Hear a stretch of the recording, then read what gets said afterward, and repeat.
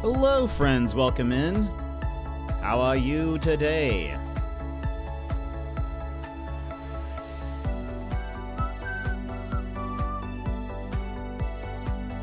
Hope you've had a great day. How was your Christmas? What did you do? Let me just double check that everything is working, then we will begin.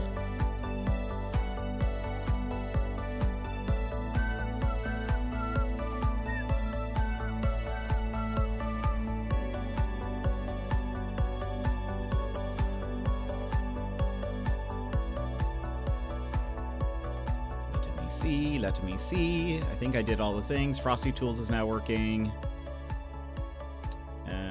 Okay.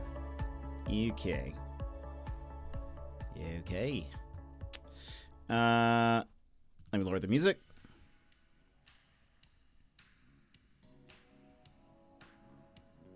All right. Wait.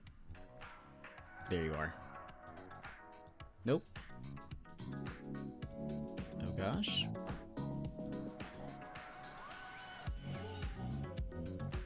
All right. My windows feel...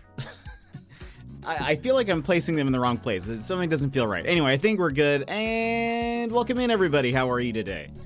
How is it going? Emmers, you were first, Emmers. How are you? Scroll. Thank you so much for the 50 months. That is insane. Thank you so much. 50 months, such a long time. Big appreciate. Also tap welcome in. Haven't gotten there yet, but I hear you're here. And thank you for the 10 stream streak as well, Emmers. Too much to bear, welcome in. Hello, how are you? Daz, hello. How's it going? Baz, hello, welcome in. How are you? See, it's hot over there is what it sounds like. Let's see. And Sassy, welcome in. How are you? Baz is fine with the heat. And Tap, welcome in. Tap, Yimit, hello, how are you? Lurking on the iPad. I gotta go make coffee and take Ralphie out. Y'all behave. All right, Daz. How are you all? How was your Christmas? What did you do? What did you do? That's what I feel like when I say, what did you do? I feel like it's something that I need to exclaim, as if you've done something wrong. Thanks, friendo. Wha-bam. And Too Much to Bear. Too Bear gifted a tier 1 sub to Tapicado. They have given 28 Thank you so much for giving us subs up to Tap. I very much appreciate it. Thank you so much. Thank you. I like that the sound person, he says too much to bear. There's a there's an inflection there. What did you do? Dumbledore stated calmly. Harry, did you touch the... I forgot what it is. Did you look into the goblet of fire, Harry? Or whatever it is. I don't know if it's looking into the goblet. Is it holding the goblet? Something. I don't think I ever... Did I watch that one? Goblet of Fire. That's... Is that the Triwizard Tournament? No. Which one's Goblet of Fire? If it's the Triwizard Tournament, that's one of the ones I haven't seen. Yes. Yeah, I haven't seen that one. I did... This was a while back. I remember on... I think it was one of the power washing streams on YV's channel. We were discussing that I've seen like 1 and 2. I think I skipped some of the ones in the middle. I think maybe I've seen 3, maybe I haven't seen 3. But then I came back for the last 2 movies. So anyway. Is this a murder? Why am I hearing yes? I do like the way he says my name. Too much too bad. Wait, what? You didn't watch all? I have not watched all the Harry Potter movies. I have only read the first book. And Secret, welcome in. How are you? I've only read the first book, and I haven't watched all of them. But I watched the end, so it feels like, just feels like that's the, feels fine. And Recap, thank you so much. A Merry Christmas to you. You missed my bad news? Uh-oh. More bad news. Not only did my computer bork itself, the Steam Deck did too. What? What happened to the Steam Deck? I did miss that. What happened to your Steam Deck, Sassy? That's a bummer. But you know, do I really need to watch the middle Harry Potters if I've seen, like, you know, the beginning and the end? Am I really missing anything in the middle? I got plagued by a stomach bug Sunday night, and still getting over it. My stomach is in shambles. Emmers, no! That's such a bummer, Emmers. I'm so sorry. It's a bummer because it's over Christmas too. I don't think you do, but that's just me. Harry Potter fans are about to start coming out of the woodworks. There's something I was gonna say. Oh, it was kind of on the topic of too much to bear, the person saying your name wrong, or not name wrong, but saying it with a different inflection. It's very funny because I don't think I talked about this the other day, but I've noticed an Aussieism. Excuse me. I've noticed an Aussieism that none of them have brought up yet, and I think it's because they don't necessarily realize that it's an Aussie. Maybe it's not an Aussieism. It's just more of like a cultural difference, maybe. But there were a couple of times where, YV's done something and I've said thank you, and his response will be, "That's okay," and he's it's with that inflection because he's Australian. But he'll say that's okay to saying thank you, and that's always felt weird for some reason. I've always known what he's meant. Excuse me. I know that it's like a you're welcome, but it feels weird to say that's okay there. And I think it also feels like, oh, there must be something, like, maybe he didn't appreciate it as much as I did. But then I've learned, I had to look it up, because apparently they say it in Bluey a lot, which I haven't watched. But I looked up Aussie, or like Australian, that's okay. I can't remember if I searched for thank you or you're welcome. Maybe I searched for thank you.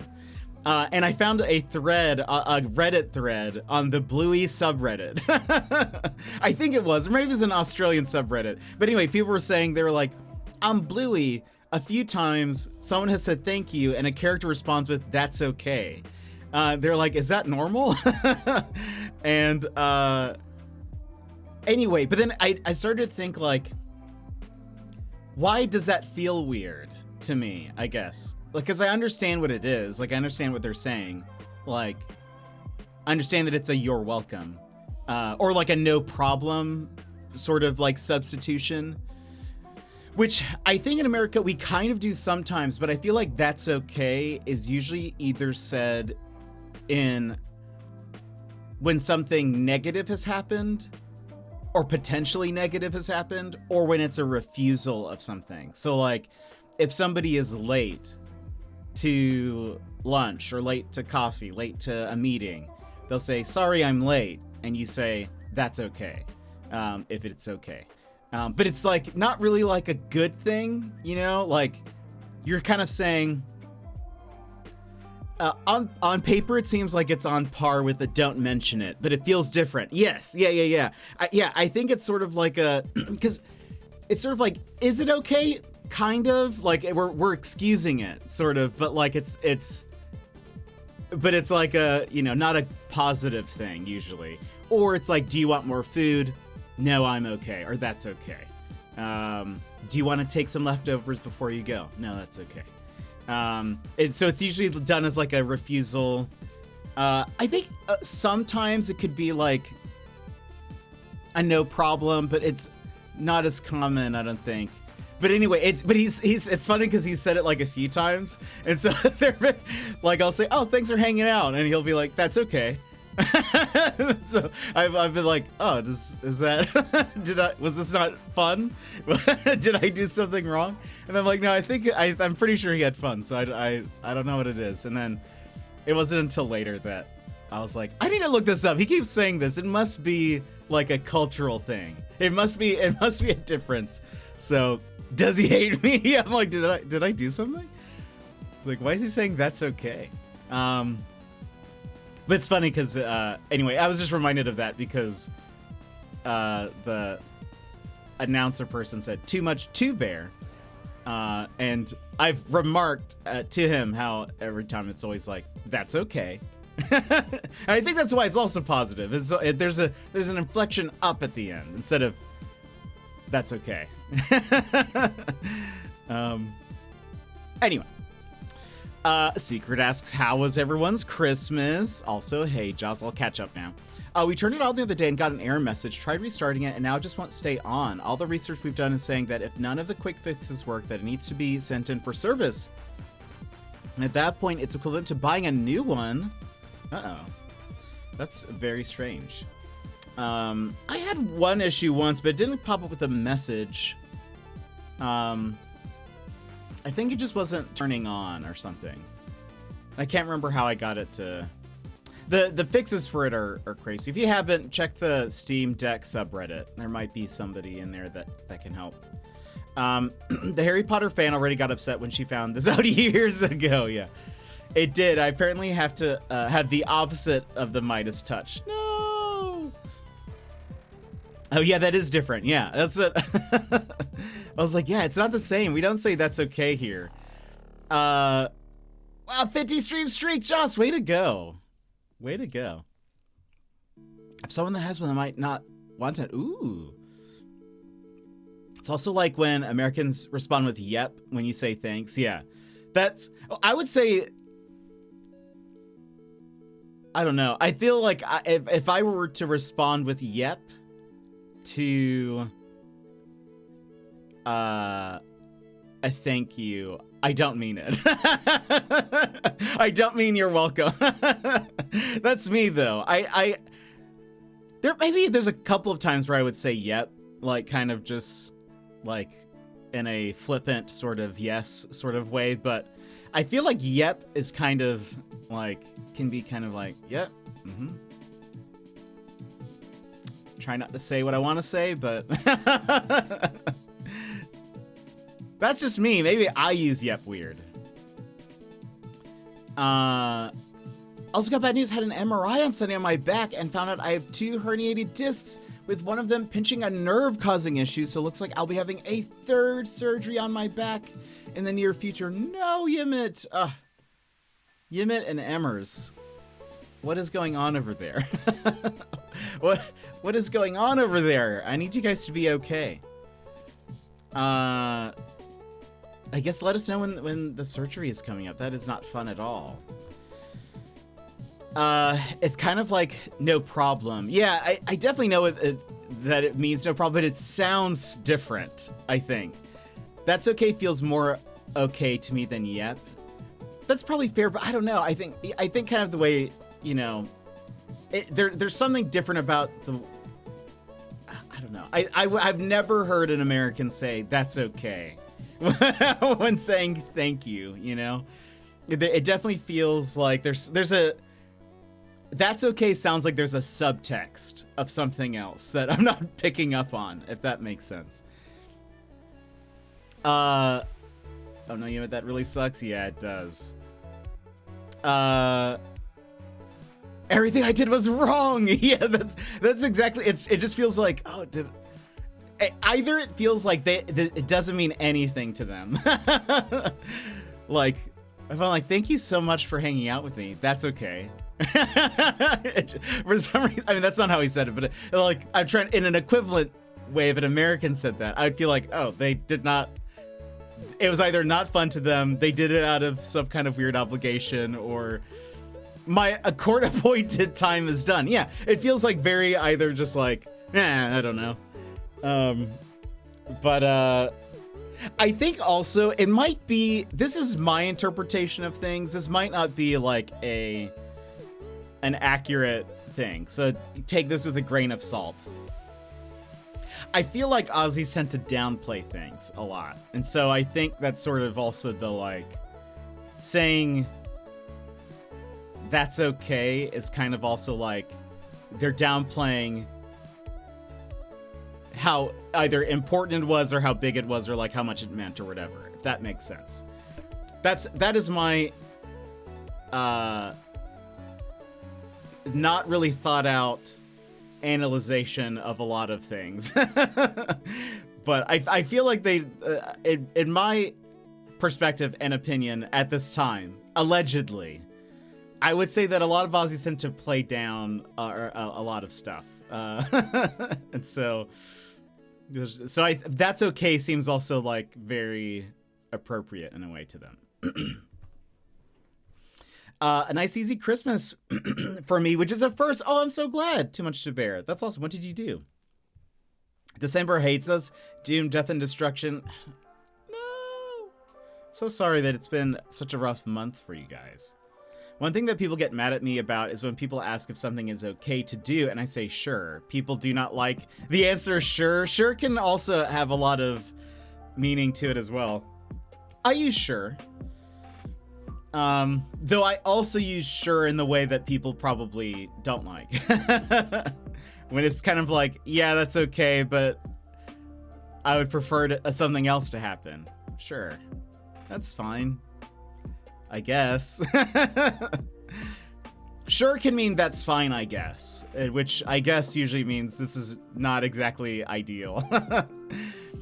I genuinely didn't think I could do it, the streak, but now all I need to do is keep hanging around and bugging Jet the same as always, and I'll be there in no time. You're almost there. Another 50. You got this. It's really nice to hear someone else verbalize how much they overthink too. I know, Tab, I'm so glad that we have this in common. And Dre, welcome in. How are you? How's it going? How's your Christmas? Oh, Tab, I was working on something. I didn't even realize the gifted sub. Yeah, thank you. Too much to bear. Sure means you have the utmost faith in one's decision, I think. I mean, probably by, like, definition, like, but I feel like the context of sure can be kind of like, sure. It can have some hesitation, maybe. I don't know if it's hesitation or disapproval or something. But I like to, I mean, is it overthinking, Tap? Is it overthinking, or is it a deep love of language and communication? Is that what it is, maybe? Can I say that? And in your response, you should say, sure. You're thinking about whether or not it's overthinking. Okay, good point. Sure, Jan. I'm good. My Christmas was great. How about you? Mine was good. It was pretty chill. I didn't really do anything. Yvie and I hung out, played some COD and just chatted and stuff. So that was very fun. It made it a very fun Christmas to do that. So, I mean, I normally don't say it sarcastically. Yeah, that's fair. I think it also depends on the person. Like, you have to know if they usually say it. I have said, typically, if someone asks me how I am, this is like another kind of languagey thing. If someone asks me how I am and I say good or anything more positive than that, then I'm good. If I say anything less than good, like if I say I'm fine, then I'm not good. But I'm saying I'm fine, but I don't want to talk about it. I'm saying things are awful, the world is just crumbling, but I don't really want to talk about it. So I'll just say I'm fine.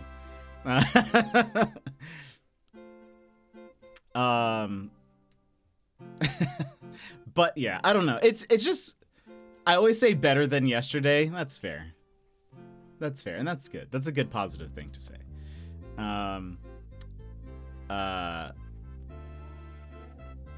no, it's I love picking up on these little, like, you know, what's the word? Like quirks, whether it's a cultural thing or whether it's just like the way, you know, we say stuff as Americans, or, you know, probably Canadians can sometimes be lumped into that as well, occasionally. That's fun, because there can be a lot of subtext and meaning in how people say things, or what word they use.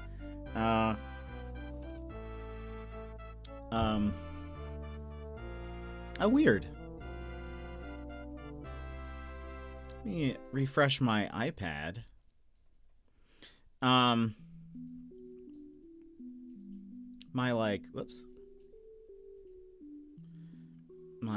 chat on here stopped loading. Mute. There we go.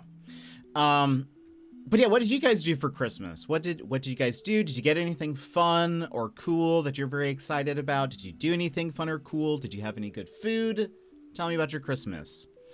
Once I figured that out, though, like once I figured out that that's okay is like an Australian way to say you're welcome or no worries or no problem or whatever. I mentioned it. I was like, just so you know, just so you know, the past like month or two, you've said that's okay to like, a couple times where I've said thank you for something, and I have, I was like, I've always known what you meant. Like, I didn't doubt that you meant it, but I was still like, why does this feel weird? So I told him about that a little bit. And so now I feel like he says that's okay, even just more purposefully now. But by the way, today we're gonna finish Mindcop. I don't think we have very long left. I think we maybe have a final day. Maybe we have 2 days. I can't remember. But we're like wrapping it up. So I don't know how long the stream will be. Tomorrow then we'll start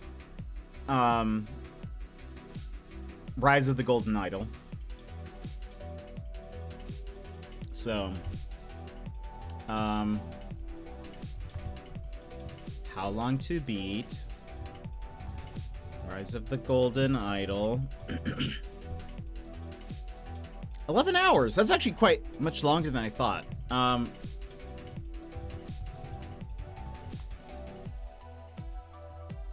Yeah, we'll do that. Golden Idol looks so good. I'm very excited to play the sequel. This is gonna be fun to see kind of where the story takes us, because I think it's like a few years after, or actually it might be decades after the first game ended. So I'm very curious. Should be a good time. I've really enjoyed the first game, so I'm excited. Let me see. What else was I gonna ask? Oh, or I was gonna say, also keep in mind, Jonzo! Welcome in, Jonzo. How are you? Sorry, I don't know why my throat's so, scratchy or whatever. A week from tomorrow is January 3rd, aka the Aussie Birthday Blast-Off Donathon. So keep that in mind. I will try to have some info for you guys here in the next little bit of what you can expect. But anyway, maybe Monday. I said Friday yesterday. Let's say Monday. And Jonzo, how was your Christmas? What did you do? Did you get anything fun? Well, that's so soon. Time flies. I know. I earlier this week, I was like, oh, that's next week. Wow. I feel unprepared. I've come up with a few of the incentives. I still need to figure out, like, program-wise, what I'm actually going to do on stream. And I still need to figure out if I can get karaoke to work. But the wife got me Gengar headphones. Incredible. And the Lighthouse Special Edition Blu-ray. I have been wanting to watch The Lighthouse, even though I'm kind of scared. I don't like horror stuff, but I do like cosmic horror, and that kind of has like a cosmic-y horror vibe to it, from what I understand. But I want to watch it. I have not watched it yet. Do you recommend it, Jonzo? Gengar headphones sound awesome. Yeah, I kind of want to see if I look for Gengar headphones.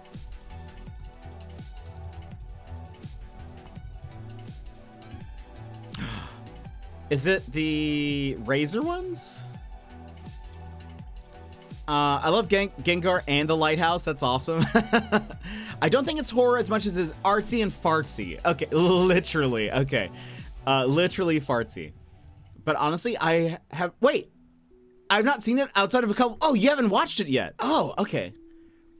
Well, then you'll have to tell me what you think. I feel like, to me, it might be horror because it looks scary. The trailer looks scary to me. But I think that just might be, I get scared very easily. I think that might be it. I know you're more of a horror aficionado, I think. Or at least more comfortable with horror than I am. That's just Willem Dafoe. That's just what he looks like. I mean, we've all seen the GIF or the very least the screenshot where he's like looking up and looks concerned. You know, like I feel like that has horror vibes, but it could be like cosmic horror. I don't know. Anyway, you'll have to tell me what you think. It's on my list of things to watch at some point. It was a little spooky, but I can't handle horror at all, and I still thought it was really good. Okay, that's good to hear. I will faux show. Anytime I think of Willem Dafoe, I think of... have you guys seen that meme where it's Willem Dafoe, and then on one side, the other side, it's Willem Defriend? Have you guys seen that? It makes me happy. Willem Dafoe, Willem Defriend. It's horror adjacent. Okay, that's fair. That's probably, oh, this is, yeah. I wish there was a higher quality version of this. It's very pixelated. Oh yeah, because it's very small, but Willem Dafoe, Willem Defriend. It's such a great, like, the two images are so, like, the expressions are so distinct that I really like it. Anyway, horror adjacent works. I have you ever seen The Endless? I highly recommend The Endless, and it's usually when people start talking about horror movies, I bring it up. I don't think horror fans would be like, yeah, it's a horror movie, but to me, it's horror. And it's definitely like a cosmic horror game. It's very good. Highly recommend. It is made by it's these two friends who have made a bunch of movies together. Justin Benson and Aaron Moorhead. They also did they were the showrunners of Moon Knight, the Marvel show. But they have done boop, boop, boop, boop, boop, boop. Let's see. Resolution is one that I actually haven't watched, but I want to. What was the... There's a movie that I feel like a lot of people know of. Oh, Spring. Have you ever heard of Spring? Spring was kind of wild. I don't know if I would recommend Spring. It was kind of intense. But The Endless was very good. Highly recommend checking out The Endless. The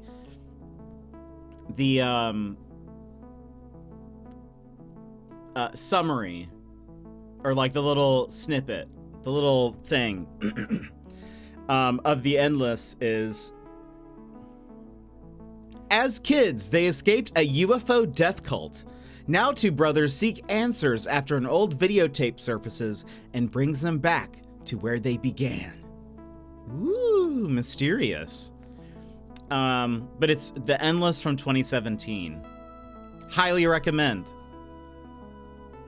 The production company that they own is... Where is that listed?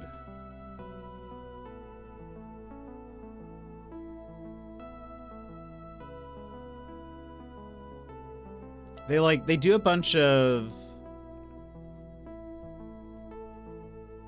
Like, these two, Aaron and Justin do a bunch of movies together. And I forget what their, like, company is called. Justin Benson and Aaron Moorhead. Company. Excuse me. Boop, boop, boop, boop, boop. Boop, boop, boop, boop, boop, boop, boop, boop, boop.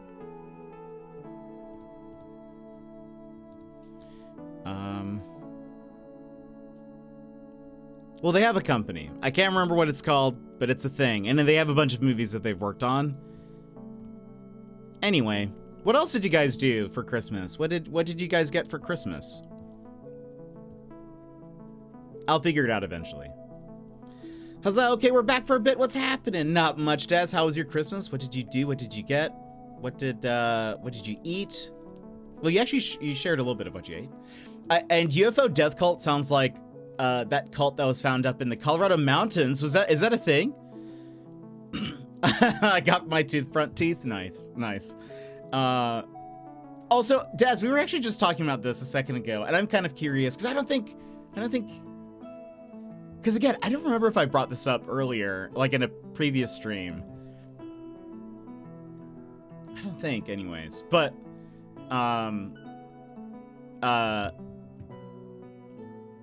apparently this is an Aussie thing, is in response to someone saying thank you, saying or responding with that's okay. I guess that's not a thing that is very common in the US at all. I don't think anyone has ever said that's okay to me in response to a thank you. But we were talking a little bit ago just about, or no worries. Yeah. Well, no worries. I think when it doesn't, I feel like I've heard, yeah, like that or no problem or whatever. But that's okay sounds very weird to us.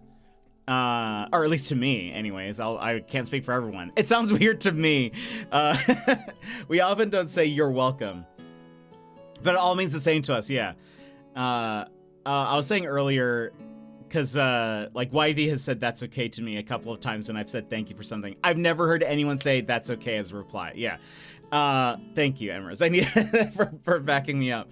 I was saying that it not only does it like, is that not something that we say, it also sounds maybe like negative, or it has maybe like a subtext. Why he's a weirdo. No, because I looked it up. Apparently it is a thing because characters in Bluey say it, I guess. That's actually how I looked it up, was I found a thread where somebody was like, I've noticed in Bluey that people say that's okay to someone saying thank you. And I was like, they're like, is that a thing? And they're like, yeah, it's something that at least no wakas that you're making that up. You're making that up, Daz. You're just trying to make me look silly.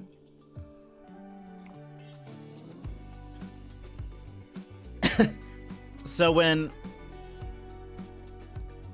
wakas is it just a like a substitute for worries?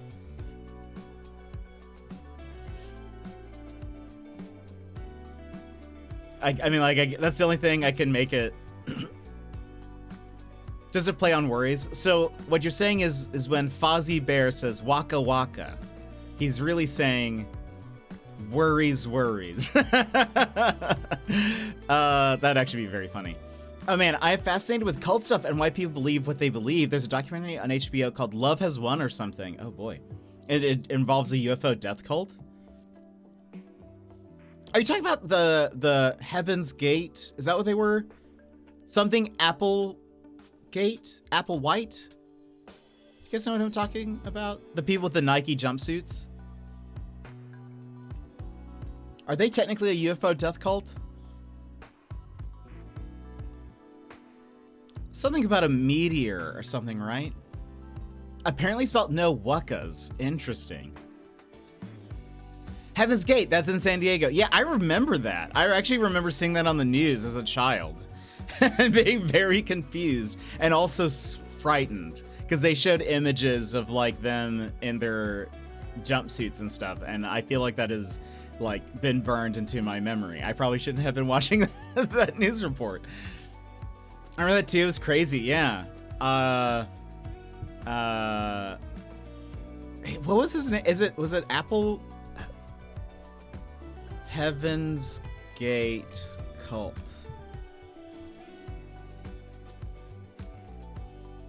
Applewhite. Marshall Applewhite. That's what it is. Because, yeah, didn't they believe it was like they needed to die while this meteor was like flying by? And then they would be like transported onto it? Sort of. So it's like kind of like a UFO. Oh, I see. While they originally believed that they would ascend to heaven while alive aboard a UFO, they came to believe that the body was merely a container or vehicle for the soul, and that their consciousness would be transferred to next-level bodies upon death. They thought they were going Super Saiyan. Love as One is a smaller cult in the Colorado mountains. They went back and forth to Oregon. Wow, that's wild. That's very wild. I've heard there's a couple of cults here in Alaska. Sounds like Scientology. There was something I read recently about Scientology, and I can't remember. Oh, actually, you know what it was? It was, in Queensland, there is a, case of some spreadable disease. And there was like a warning about it. But they had to mark, like, they tracked where that person had been for like 48 hours or something, before figuring out that he was like sick. But I guess he's a Scientologist because, he had been to one of the Scientology places like multiple times, throughout like a couple of days or something. Anyway, just kind of a random thing. It all happened like in 2021, so the doc has so much footage and interviews. I'm very curious. I feel like that will probably give me nightmares or like will make me like get a bunch of goosebumps and I will feel uncomfortable. But I am also kind of curious as well. Yeah, I'm curious. I feel like I would find it interesting, but then also be kind of just freaked out by it. But I was reading about, or there was like a Reddit thread in the Alaska subreddit not long ago talking about like there being a couple of cults in the state of Alaska, and none of them I don't think are like around my area, but I think most of them were up in Fairbanks, which is like 7 hours away. But they were saying that like there's at least a bunch of people that live in like compounds up there, and they like farm, and like you pretty much only see them going down to like a farmer's market to like sell some of their vegetables and stuff, and that's kind of it. But they apparently might be a cult. I don't know what they're called or anything, but I've thought about trying to like infiltrate it. What if I infiltrated a cult and streamed it? Sounds scary. Aren't cults illegal there? It depends, I think. I don't think they're illegal necessarily, because it's like I think it depends on what they're doing, probably. I think if they're just sort of like, I join your cult. No. I wasn't saying I would start one. I was saying I would infiltrate a cult. But the thing is that I don't really blend in, is the problem. I don't look like, I think if you wanted to infiltrate a cult, you need to look like, you know, just an average Joe somebody, you know?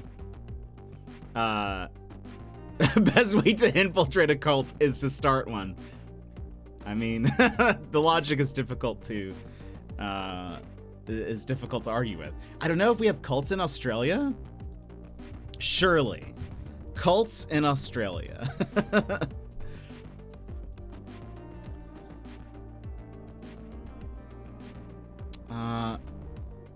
Apparently there was one in the 1960s called The Family. Seems mysterious. Boop,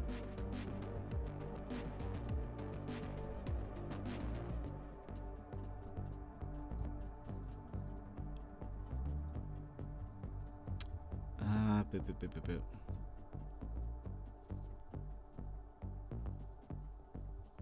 Someone said something, I don't know what this 12 tribes, I don't know what that means, but apparently a lot of them were like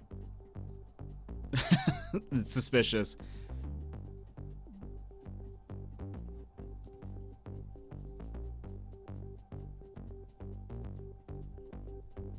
I know, that's interesting. I'm not now here. I'm gonna like spend some time looking into Australian cults. Maybe that's how I can move there. Can I, like, I don't know. They probably wouldn't give me a visa for being in a cult, right? Or like,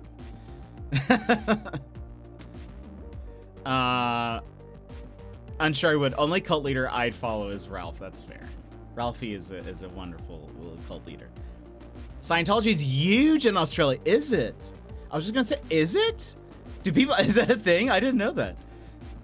Really never met anyone here that says they follow Scientology. Just a lot of people that believe too much on Facebook. I believe the largest Scientology headquarters outside of the US is in Australia. No way.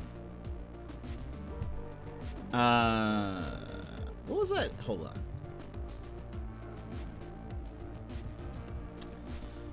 I didn't know that. Let me also see if I can find...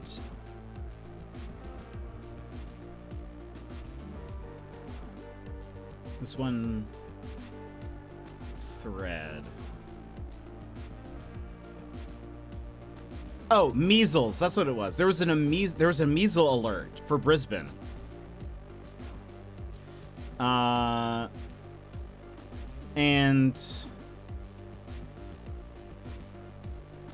the person who had it looks like every day. So they had like 3 days of logs, and each day they went to the Church of Scientology in Brisbane. That's interesting. I wonder why. Like, I wonder why it's popular in Australia. People in Brisbane stopped washing their hands again. Well, I feel like he's probably just not, I mean, measles, I assume he's not vaccinated, or they're not vaccinated. It doesn't say, obviously. But interesting. Very curious about that. Scientology is weird to me.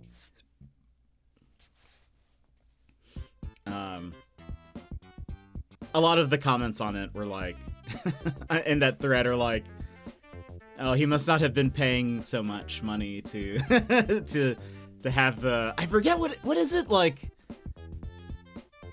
in Scientology, part of it is like they're like little, not nanobots, but there's something, there's like little, it almost sounds like a, what is it that they say in Star Wars? But they're like, not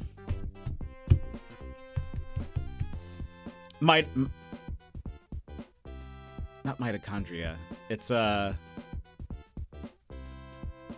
we have Star Wars fans here. Someone help me. Midichlorians, yeah, they're thank you. Isn't there something in Scientology that's like very midichlorian-esque, where it's like there are these little things that can like heal you, kind of, but it's like, anyway. Leah Remini is leading a huge movement to uncover the corruption in Scientology. Yeah, I haven't seen the full docuseries, but I've seen like little bits of it. Therians, is that what they're called? Thetans. That sounds correct. Yeah. So I think some of the comments were like, oh, he must not be paying enough to have like the Thetans like healing him of the measles or something like that. Which, anyway, maybe at the same time kind of mean because this person has measles, but at the same time you could also get vaccinated for that stuff.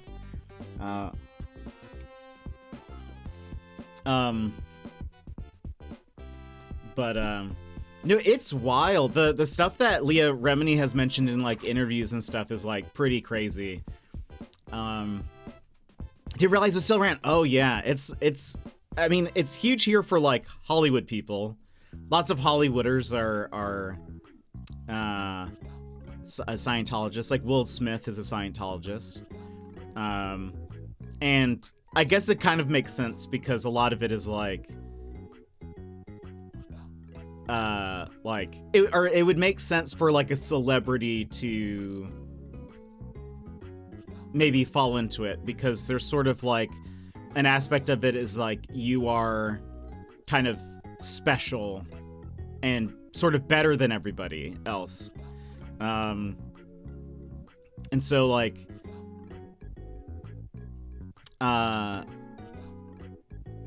they got Will, not my Fresh Prince.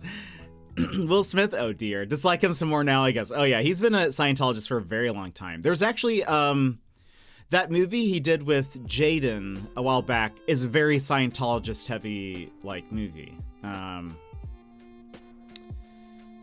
forget what it is. No, Tom Cruise was his. Yeah, he still is apparently. John Travolta? They got John?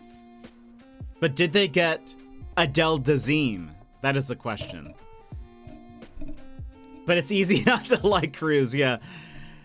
He is, yeah. But they like, apparently they've like, I mean, blackmailed people.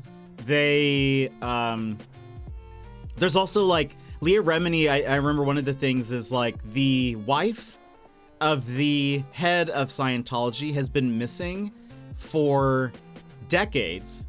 And nobody has seen her since like several decades ago. And any inquiry to like where she is just met with like, oh, she's on a vacation or whatever. But there has been no pictures of her, nothing in Susan. Yeah. Susan Miscavige. Yeah. There's like a lot of shady stuff that is in, that goes on with Scientology that they're just like, I mean, that's what people, I think that's what, people who are looking into it assume, is it because it's like, that's strange. Where is she? Why are there no photos of her or anything, in the past, decade or whatever. So lots of weird stuff like that. There's also like, my computer screen's getting in the way. Oh, it's definitely in the way now. Lots of weird stuff like that. There's also like, oh wait, is this also, goodness, everything's wrong. Everything's wrong. Oh, what is that? Gosh, I'll have to fix that later. It should be fine now. Lots of weird stuff like that in Scientology. People missing or like,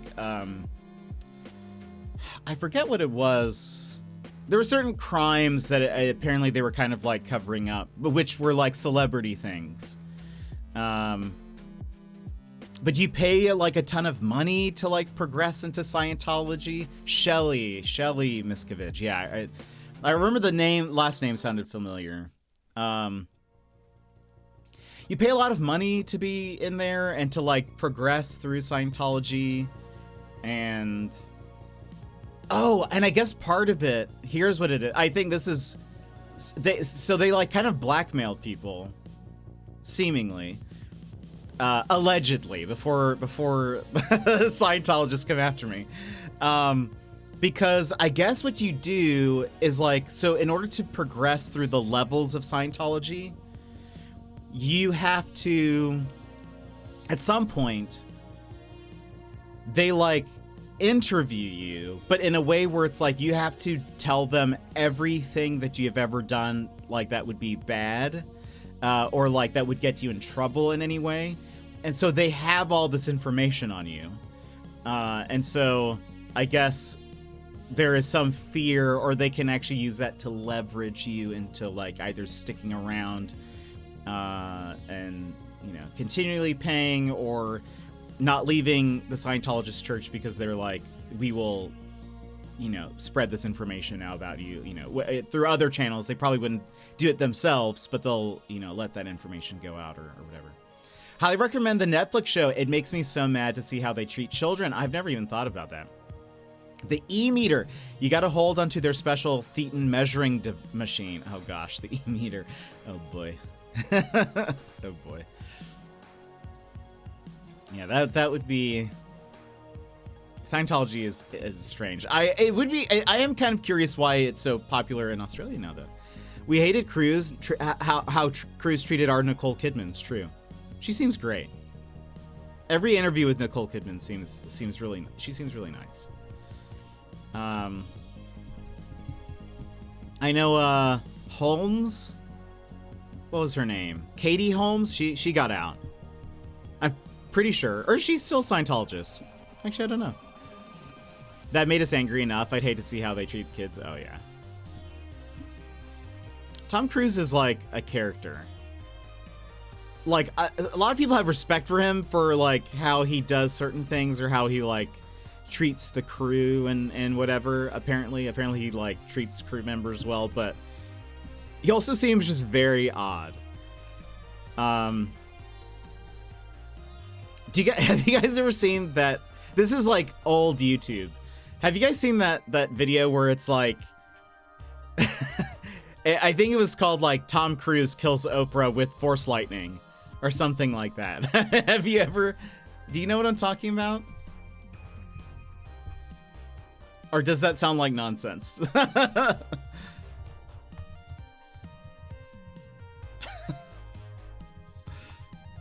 The what? Hold on.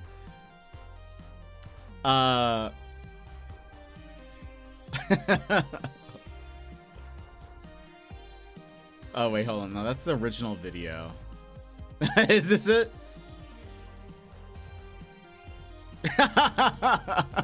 Okay, hold on. I had to download this to show you. So there was a famous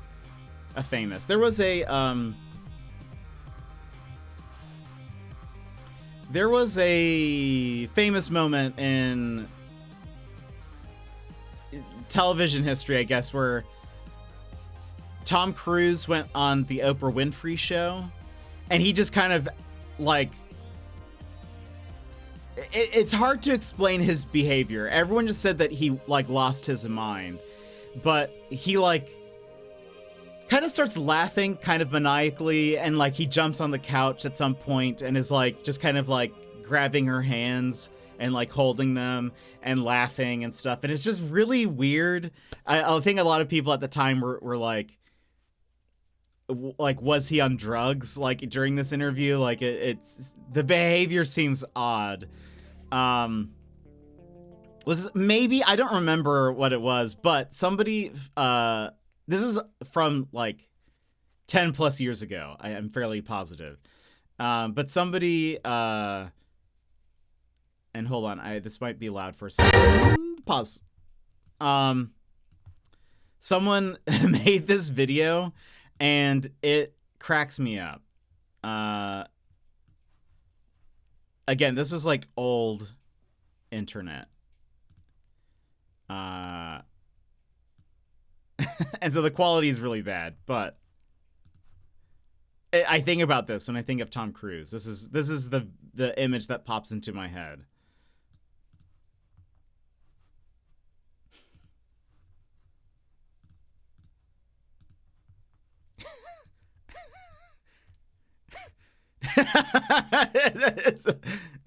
It's just so extreme. Like, cause like even without the lightning, it's like, what is he doing? Why is he holding her? I mean, like, sure, I guess he could celebrate that way, but then like, why is he like shaking her? I don't know. Anyway, There's like no reason to ever do that, I guess.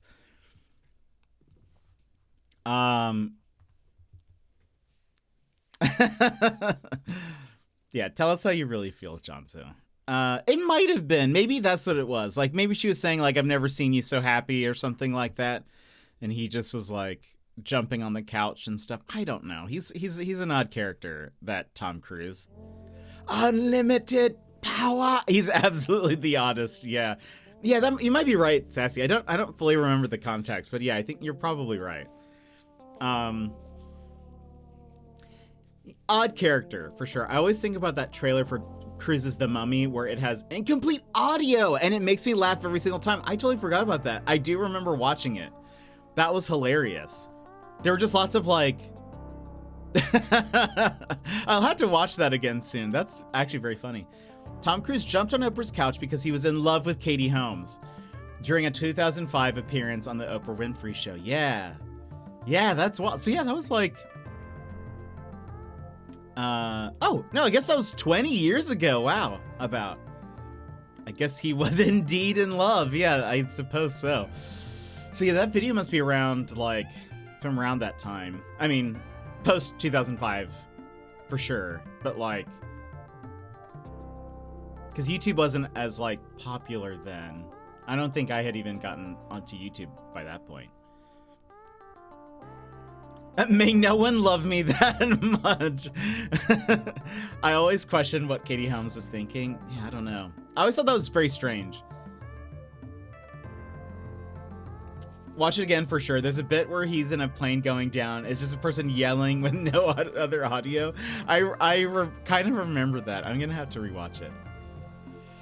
Like up in the industry, maybe. I guess. I don't know.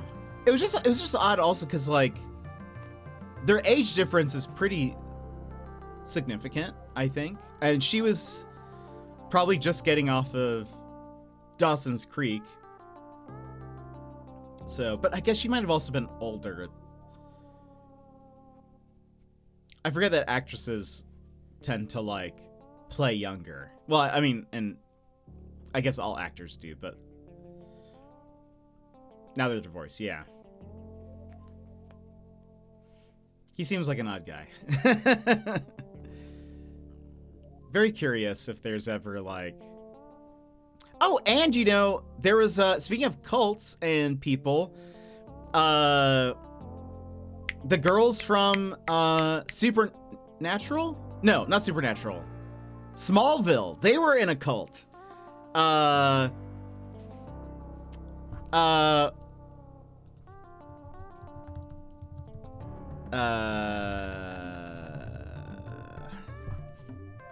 The person who played Chloe, Allison Mack, and Lana were in a cult. She was in it for like a bit, but Allison Mack, she got like arrested for it, and is in jail because of it, which is wild.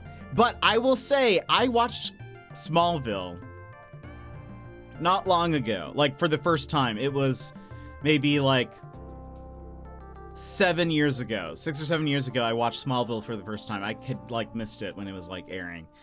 And the entire time I was like, man, I do not like Chloe. I just could not stand her character at all. I was like, this show would be so much better without Chloe in it. And so I felt justified later when I was like, maybe I called it. Maybe that's what it was. Is she worse than Logan? I mean...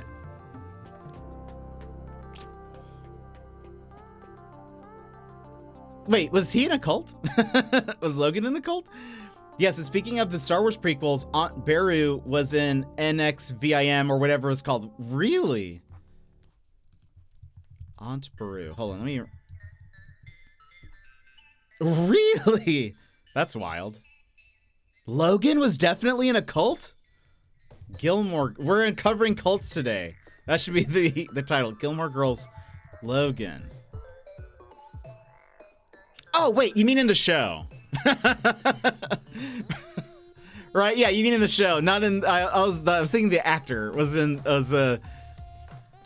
Right. Right. That makes more sense. He's the worst. I mean, the cult she was in was pretty bad. I would say she was probably in a worse cult. He was in the Life and Death Brigade. Yeah, that's what it was. She like was doing like sex trafficking. So I would say like hers is probably worse.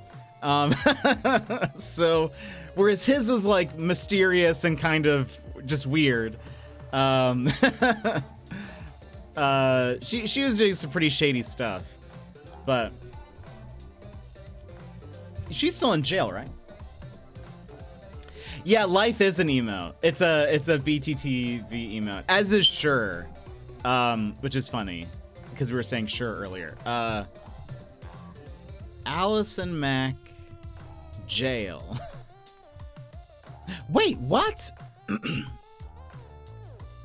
What? She's out of prison. She was released early last year. She only served 2 years. That's wild.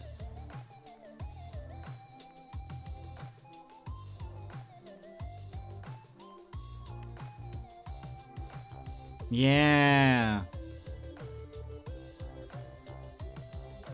Yeah, that's right. Oh, goodness. Yeah, it was pretty messed up.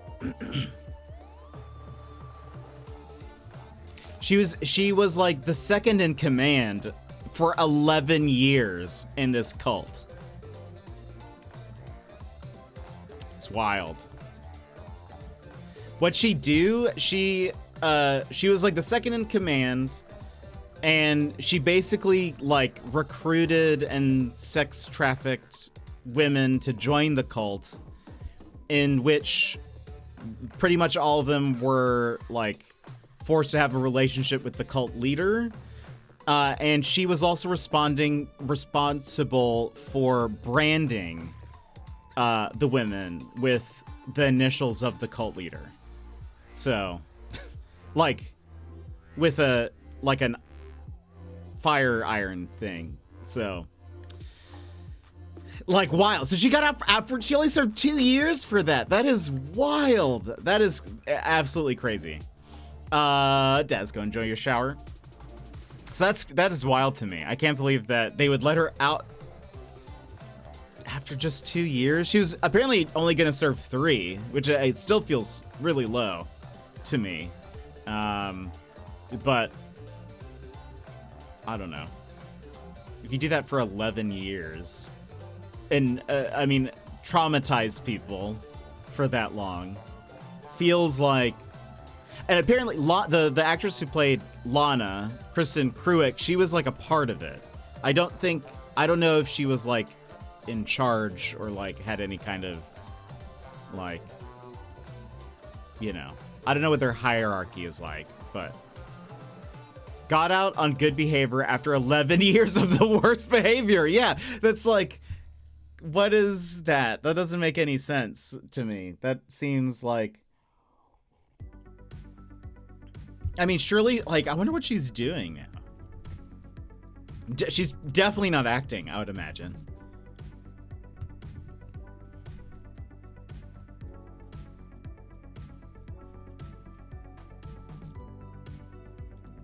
Oh, interesting. There was an article about her a week ago.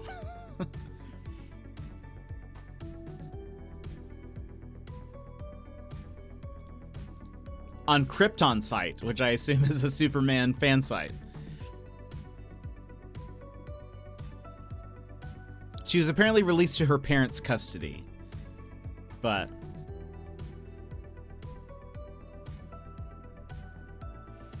she's also under house arrest, which I mean, like, I guess that's better than nothing, but like, at least she's not like entirely free, but like, still.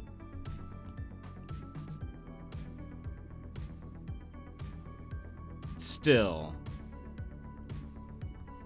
Anyway, I hated Chloe. She was like the worst character. I did not like her at all in Smallville. Anytime there was a scene, I was watching Smallville with a friend of mine, anytime there was a scene where she appeared, I was just like, can't we get through this?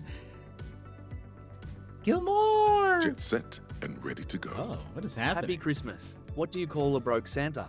Saint Nicholas. That's good. Gilmore, thank you so much for the 53 months at tier 3. Incredible. Thank you so much, Gilmore. How was your Christmas? What did you do? Did you get anything fun? Get anything nice? What kind of rich people junk is that? I know, right? Yeah, I assume she probably has a lot of money, or her parents probably do as well, but yeah. Again, I guess it's better than like her just being free to do whatever she wants, but like still seems she gets to be pretty comfortable for the rest of her sentence, whatever that's gonna be. I got the flu for Christmas, so I've been kind of lazy. No, why is everyone getting sick or injured or hurt? I need you guys to not do that, or their computers are exploding. By the way, Sassy, what are you viewing us on?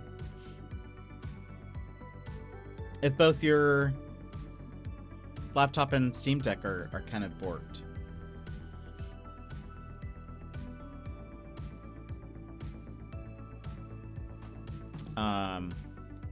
One, I did not expect the conversations today to go in this direction. I thought we were going to talk about Christmas. Instead, we're talking about cults and stuff. It's been fun. I'm on my computer. Oh, okay. Gotcha. Because you're able to run it without the battery, correct? I just had to buy an external hard drive. I bought it off Amazon. I need to back up a bunch of stuff. So many. The Osvent calendar videos are taking up so much space on my computer right now.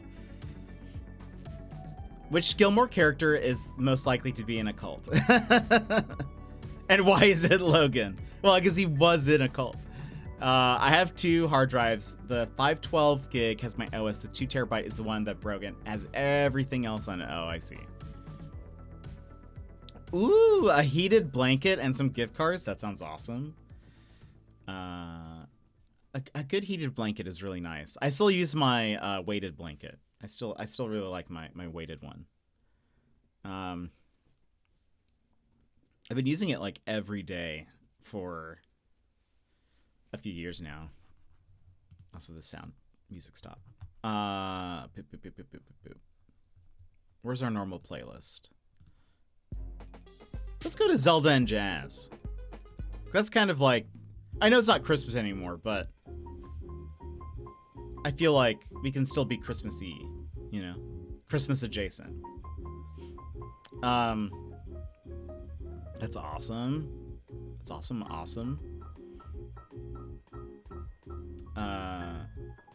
What are you guys gonna do about your laptop, Sassy? Are you gonna try to get a new one, or just try to replace the hard drive, and the battery? I would assume. But yeah, I'm gonna have to look into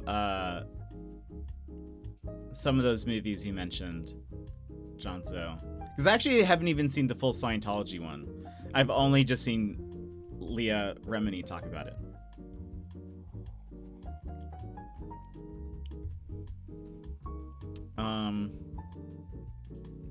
Anything else to mention? Pal World showed off the Terraria crossover. There's like a new weapon that's like a sword that I guess looks like something from Terraria, but it like, when you swing it, it shoots out these little like cat heads or something like that. Cat faces. I don't know if that sounds familiar, Sassy. I know you're a Terraria fan.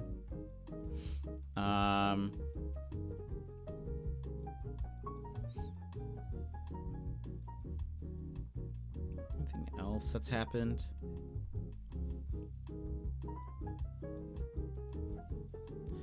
Her co-host is Mike Render. He was essentially the right hand. Really? Oh, that's so interesting. I'm gonna have to watch that then.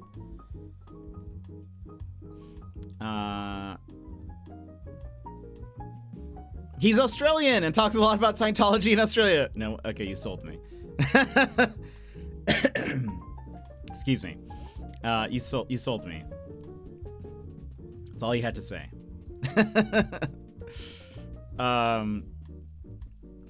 We have a new hard drive coming tomorrow. We are going to transfer over whatever we were able to save. The drive is basically gone. None of our computers will recognize it at all now. Wow. Wow, that took a turn, like, real fast. Yeesh. Did I watch anything over the past couple days worth mentioning? Not really.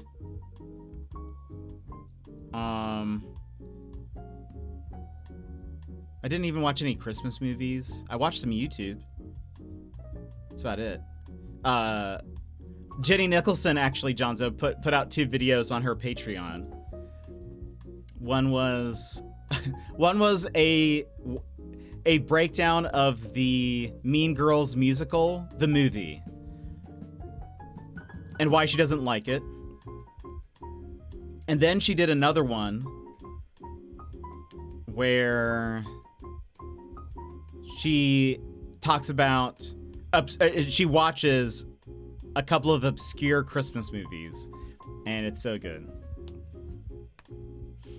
I have watched the Scientology and the Aftermath so many times. I really love good documentaries. I haven't watched too many documentaries. I'll watch the occasional. But like, it's not that I don't like documentaries, but I just haven't spent too much time with them. I feel like a lot of the ones that are like crime centric, I end up just getting scared because I feel like if it's not something that has been solved, it feels like they're like, and this person is still at large and they were last seen in your neighborhood. And it's just like, I don't know. I always then just feel uneasy for the next few days. I did, by the way, buy a couple of games off of the Steam sale and the PlayStation sale. I bought, I did end up getting the Agatha Christie game, the Orient Express. I got that on my PlayStation. Because I think it'll run better there. And then on Steam, I got Peglin, which I'm very excited to play at some point. What else did I get? Oh, I got Peglin, The Many Pieces of Mr. Koo, and then a Song of Nunu, a League of Legends story, because I've been wanting to play that for a bit.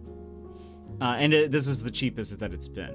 I don't think I'm going to get anything else. Everything else, either I think it'll go on sale even more in the future, or I feel like it's a good deal, but we probably won't get to it for quite a while. So I'm sort of just like, I'll just wait to buy it if I'm not going to play it anytime soon. Because currently we have a few games in our agenda anyways. So,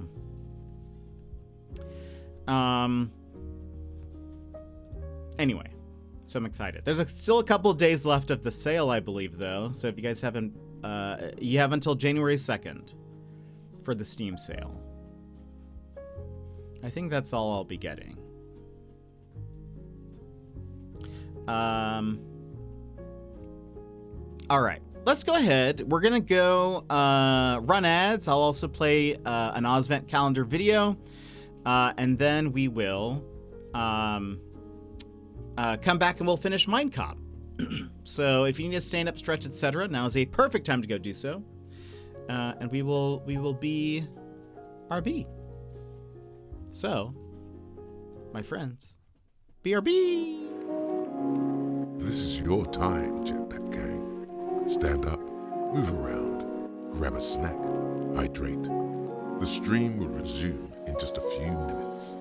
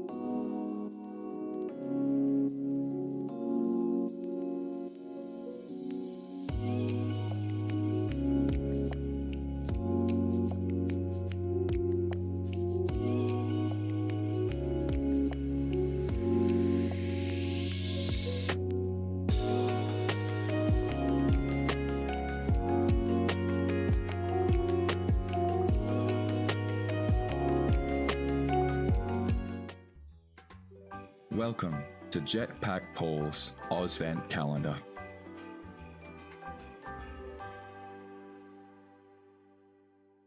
Deck the halls with boughs of Aussies. I'm jetpackpaul, your save point Santa. Each week I dig into this treasure-filled stocking and uncover a wonderful Aussie streamer who's an absolute gem. But before we press X to start, there's a key quest you need to know about.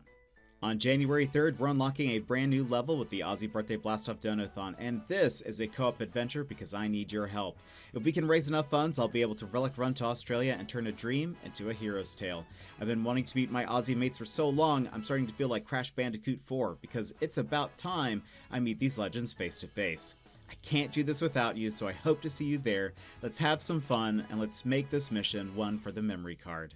The time is ticking and the Ozvent calendar can't wait. Let's see which Aussie streamer will be racing their way into our hearts today, and what do you know? It's YV1. Before we start this adventure, let's boot up.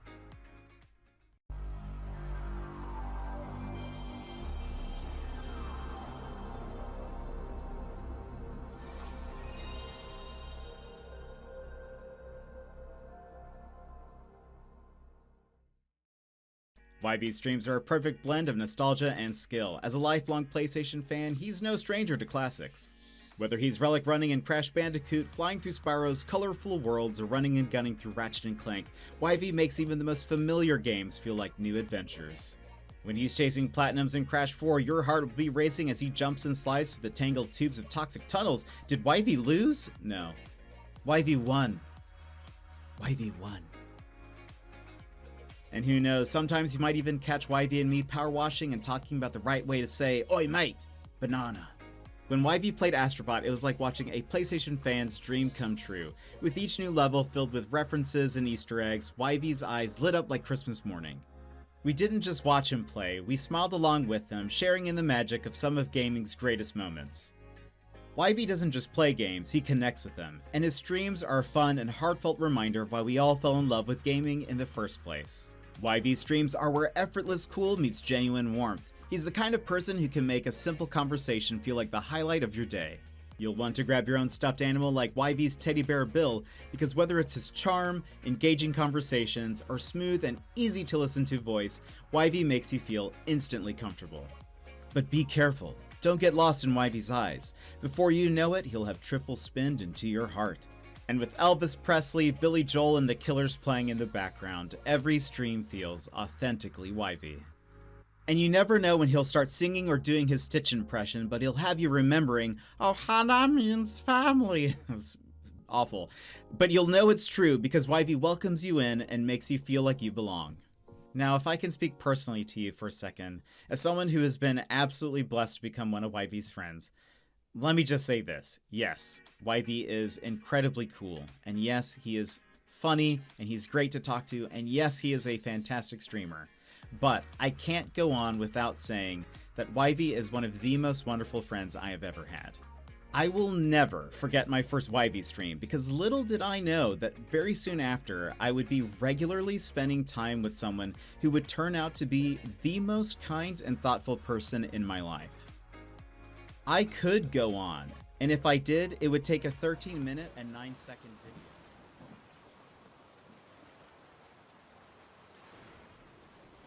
And look, I know this doesn't have much to do with his streaming, but I bring it up because I think you should know how great of a guy YV is. And if you want my opinion, I think he absolutely deserves your support. And I think you'll be glad you joined his community, because anyone this genuine and warm is definitely worth your time. If you're looking for a streamer who brings heart, charm, and a genuine love for gaming, YV is your guy. Whether you're there for the nostalgia of classic games, his warmth, or just to hear that soothing voice, you'll be back in chat, back for more. So please, give YV1 a follow and experience the magic for yourself.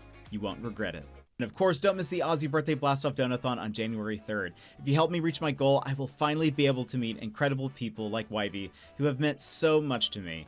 And honestly, I'm probably going to need my own little teddy bear like Bill, because if we hit the goal, I am not going to be able to hold it together.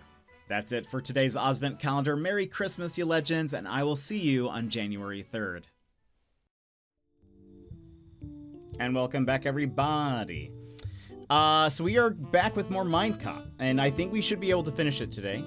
What has happened in Mindcop, if you would like to know. One, this is us in the middle, Mindcop with the glasses. This is Linda, our assistant, our partner. And basically, we are investigating a murder. A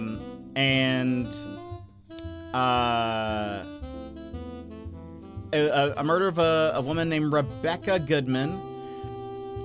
She seems to maybe be involved with some shady stuff, but she was stabbed, and then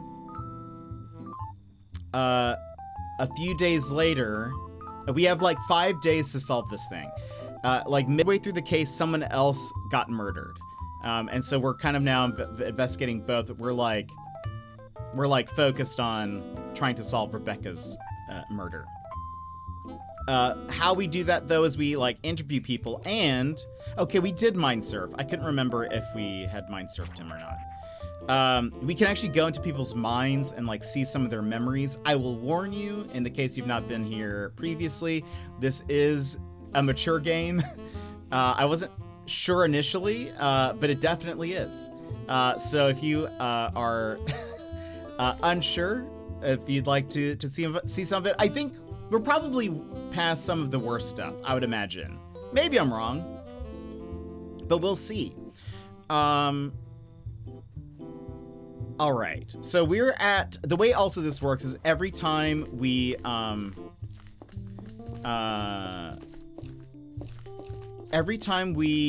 interact with something, do something, it will, take time.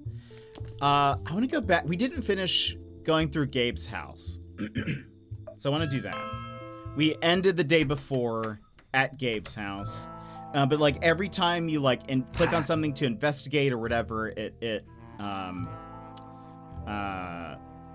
takes time. And we only have that timer at the bottom left. That's how much time we have left before the day just ends for us. So, you again. Sorry for the inconvenience. Can we borrow a little more of your time? Well, go ahead then. So I just want to like, well, I don't know if anybody else is here. A bookshelf with 6 compartments. The first compartment stores a handful of books. The second one has a die cup and something that looks like a game of backgammon. The third one has a basket with a lid. The fourth one has a couple of drinking glasses and a very pretty hourglass. 2 bottom ones have a blanket, a pillow, and a bowl of sweets. On top of the shelf are a small plant and a watering can. I am a guest here. I can't search for things without a proper warrant. And I will say Gabe, when we talked to him, seemed suspicious. There's something about him that just seems a little off. We can't fully investigate because we don't have a warrant, but I'm just kind of curious to see if we can find anything here. Oh, did we go through this? I can't remember. Oh, yeah. We did come up here. That's right. I'm kind of wasting time then. Let's go to the bar, I think.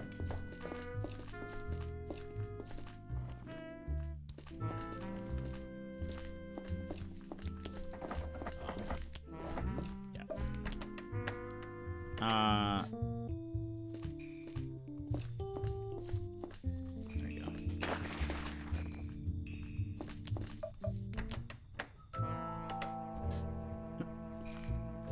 Who's this? Question. What? Oh, right.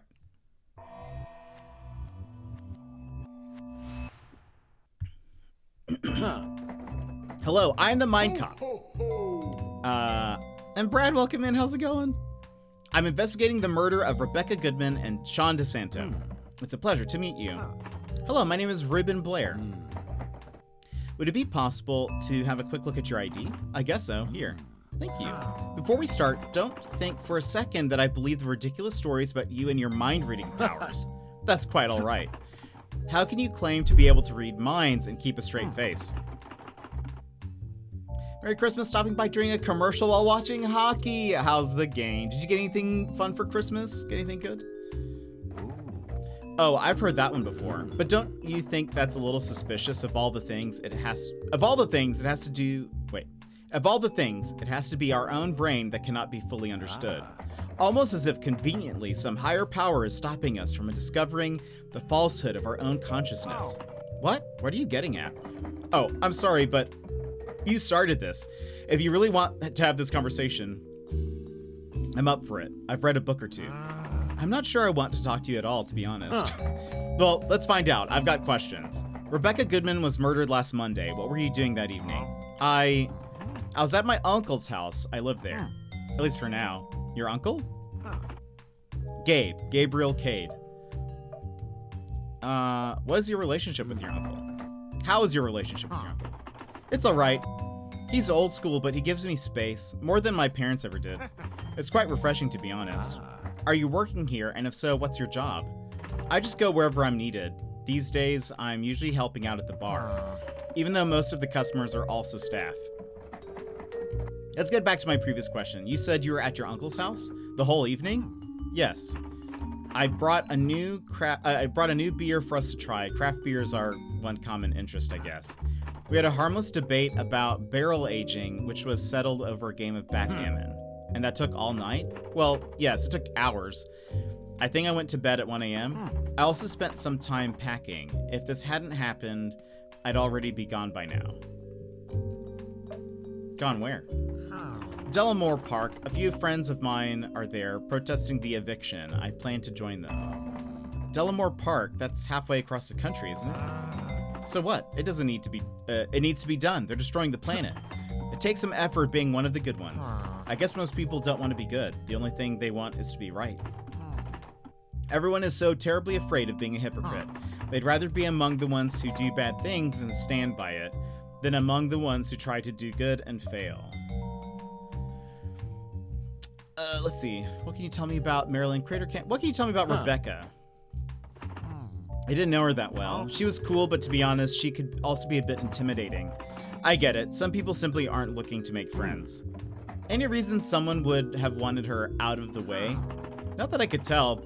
She often started fights with guests, but I've never witnessed any fights among the people who live and work here. What kind of fights? Nothing serious. I think she liked to overreact a little when guests were impolite or expressed their dissatisfaction about something in the hostel. Sean DeSanto was also killed Thursday night. Where were you when that happened? I was in the bar. All this, it was stressing me out quite a bit, so I drank a little too much and fell asleep behind the counter. You went to the bar to drink alone? I wasn't alone. I went there with Sean. He left, I don't know, 9 p.m.? Something like that. What did you two discuss? Nothing. We were just talking about what happened to Rebecca. None of it really helped cheer me up. He left and I opened up another bottle. When I woke up, I tried to leave, but the door was locked. Josh likes to lock the doors of the bar and hostel when he's here. He couldn't see me behind the counter and assumed someone forgot to switch off the lights. When did you wake up? 7 in the morning. I had my phone with me, so I tried to call Josh. He didn't pick up, so I called Olivia. Why Olivia? She's a friend. I explained the situation to her, and about 10 minutes later, Gabe and Olivia opened the door for me. I could see it on their faces that something bad had happened. What was your relationship to Sean? He only started to get interested in me when I became friends with Olivia. He barely noticed me before, but when he saw that I was spending time with his girlfriend, he suddenly acted as if we were buddies. It was obvious to me that he just wanted to see if I was a threat, but I played along. And were you a threat? No.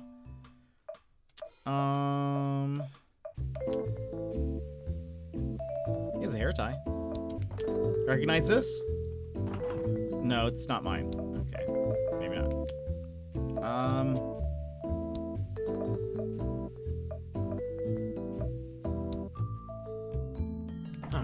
According to your statement, you were locked in at the bar all night on Thursday. How do we know you didn't somehow lock the door from the inside? Is there really no other way to get in and out of the bar? Yeah, that door is the only way in and out of the cave.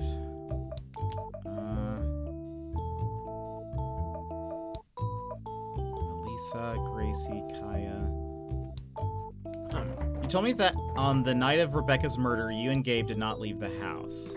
He said the two of you spent the whole evening playing backgammon against each other while arguing over different types of craft beer.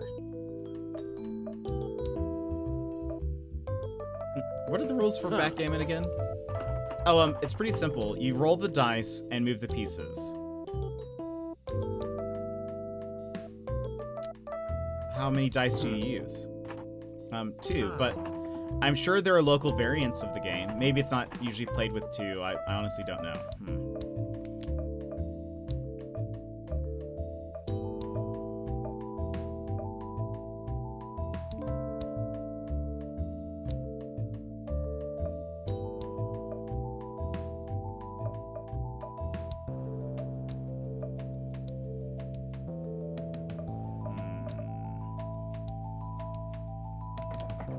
I was told Josh and Adam were at the bar from 8 p.m. to 1 a.m. on the night of Rebecca's murder. Can you confirm any of that?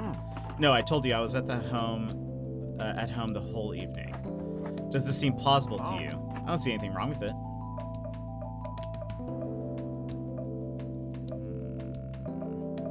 Do you recognize these keys? No?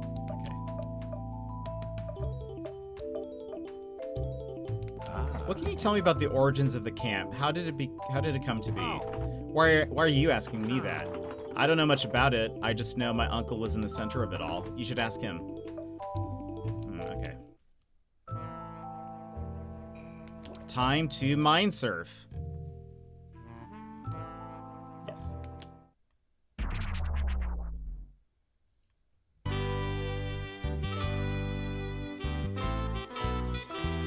And for those who haven't seen this, in order for us to mind surf, we have to do a match 3 game.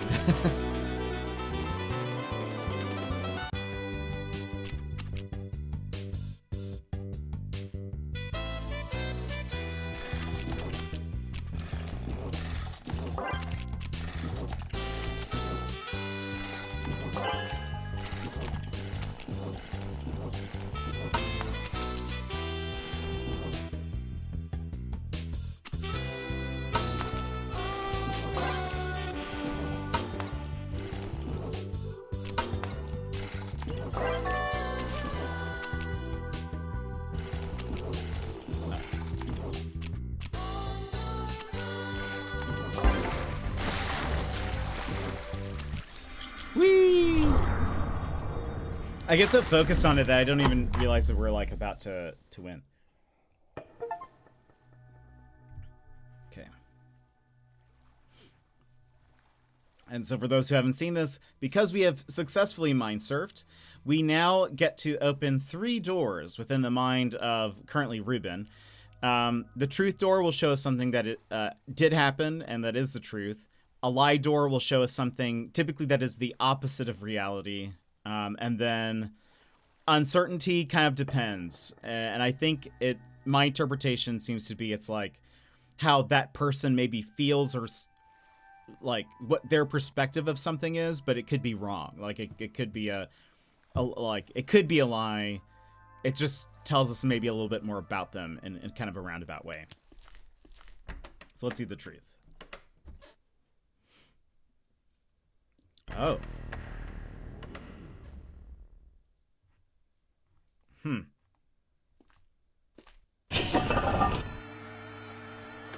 I caught you. You're looking at me again. What are you doing?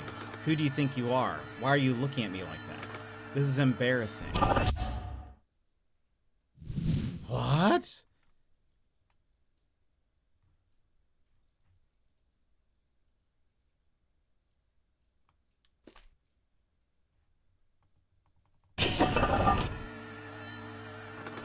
You're still looking, aren't you? Creep. What is this?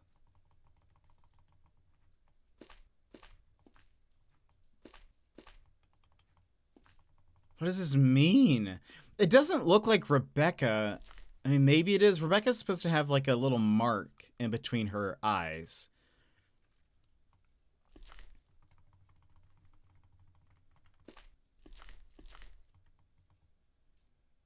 Let me look, though. We have a luggage. Some candles. She has mouths for eyes. Well, in like claw, like fangs. Okay. So that's odd.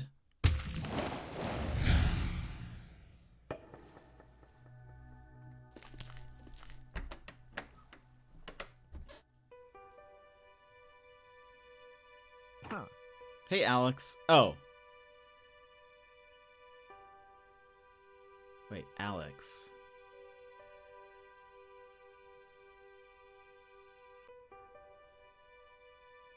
Alex was the... Wasn't that like... She's the actress that moved away. Hey, Alex. Look, I know it's real cheesy. But I like you, and I was wondering if you want to hang out sometime. Sorry, but... Who are you again? Oof. I'm Ruben. You know, I live here with my uncle. We're neighbors. Oh. Oh. Interesting. Wingdings? Kind of like the dog. Maybe it just means, like, he is just... like, he...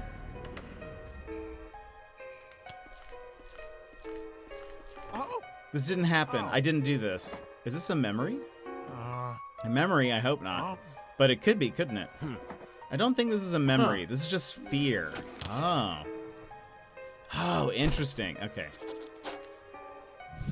So this didn't actually happen. This is... He's just afraid that if he had done something, she would just be like, I don't even know who you are. Okay, and let's see what the lie is.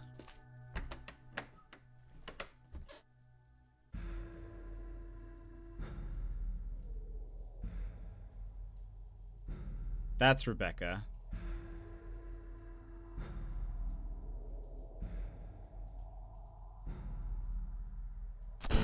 Oh. Well, we know then that he didn't kill her.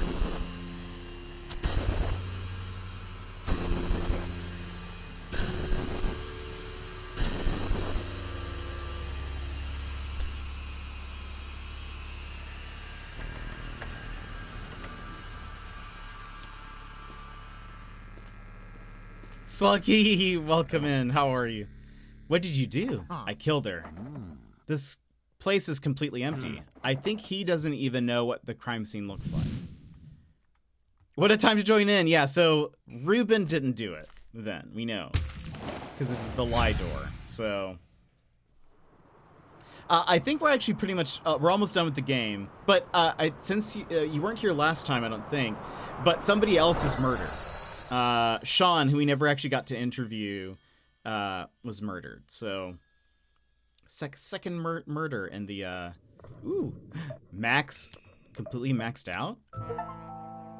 Fully upgrade all of your mind bullets. Yeah, so there was somebody else who got killed. Now let's ask.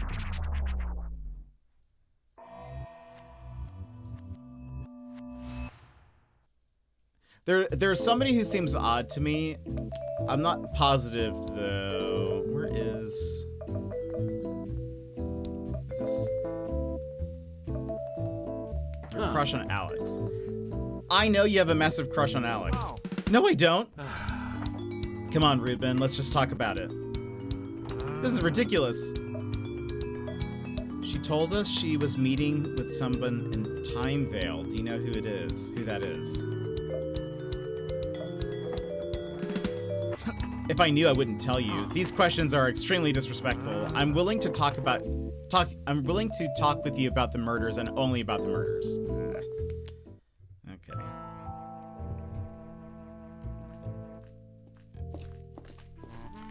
Anything in here? A sink with a mirror above it and a soap dispenser on the side. The soap dispenser's empty. Ugh, gross.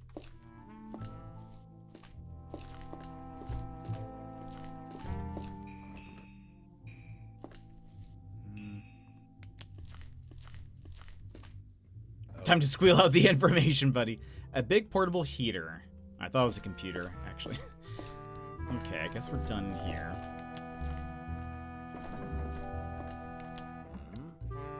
Yeah. Our face are mind bullets. I've yet to fail one besides the Besides that first one with Paul, and then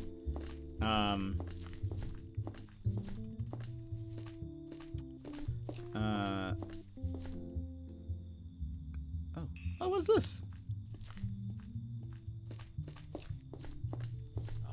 A chain with a padlock. Looks like this could be used to lock the bar. Okay. Oh. There's a tall bush behind that brick wall. Should I take time to search it? Sure.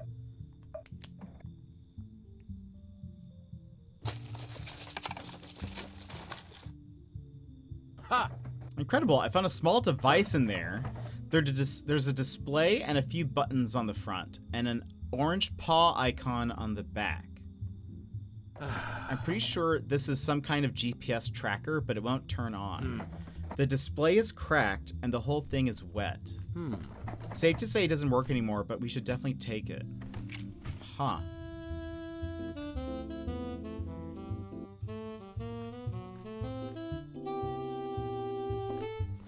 I think the true solved crime here is sending the elderly couple to home. I agree. We did do a good job of that. Okay, did we? Okay, so if I recall, we did go in here. This is.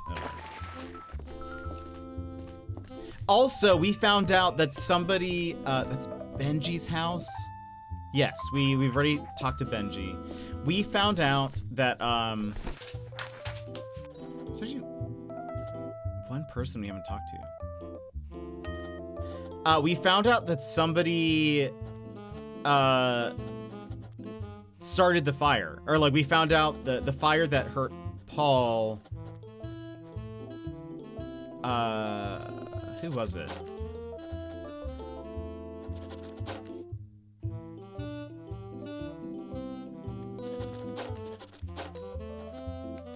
Josh.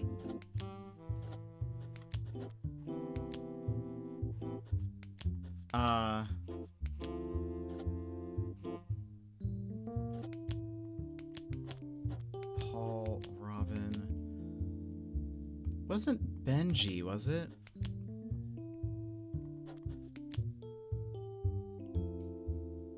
There was, it was like, they did it for, hold on, remember Benji. Was it Truth? Oh no, that's right. Benji's kids, I guess, sees him as a superhero, I suppose. I think that's what that's supposed to be. Uncertainty. Oh no, that's right. Okay, then, hold on.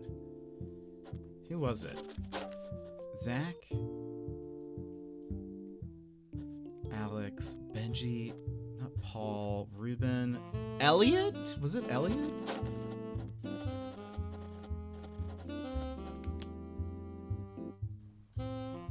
Yeah, Elliot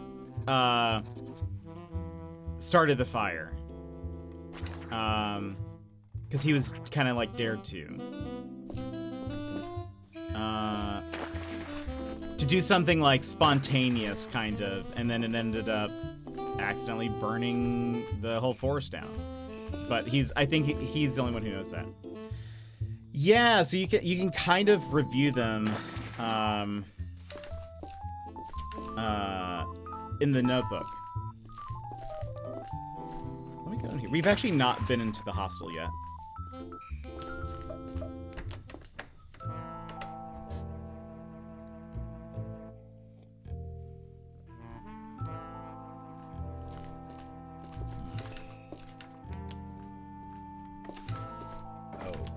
Store's locked. Let's try the keys. Oh. Oh, one of them opened the door. Oh.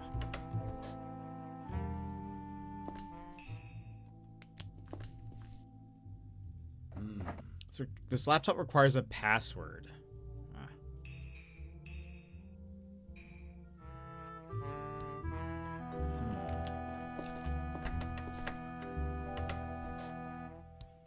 Imagine starting a fire for a dare. My anger is immeasurable and my day is ruined. I know, right? And he did it for a girl who then ends up, like, leaving him. Like, she just moves away. So, like, it was kind of a waste. Small cabinet that stores toilet paper and a few different boxes of feminine hygiene products. No, that's it. Not gonna check the toilet. I feel like there's nothing gonna be in there.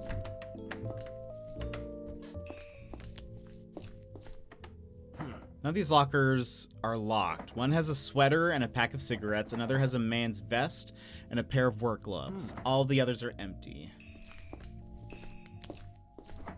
Chunky old vacuum and a bunch of cleaning supplies and equipment, a rolled up carpet, a heavy toolbox, and a couple of folders filled with the hostel's legal documents. There's also a small empty tray and 2 boxes filled with bed sheets and towels.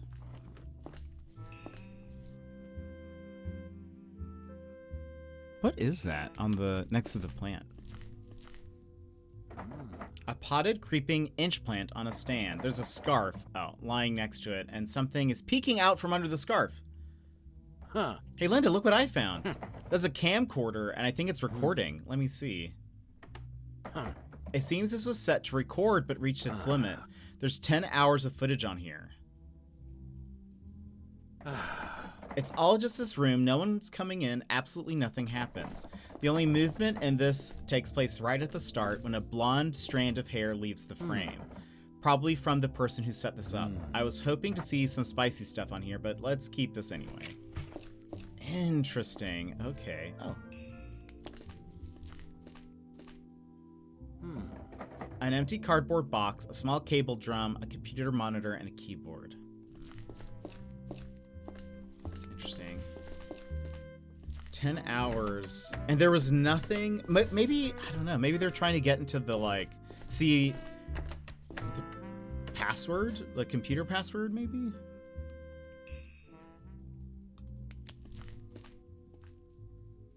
A laminated note with rules for using the hostel kitchen. Essentially saying to leave everything the way you found it. Trash, I think. A trash bag in a bag holder stand. Luckily, the bag is see-through. I don't have to dig through the bag to see that it's only filled with empty food packaging and paper towels.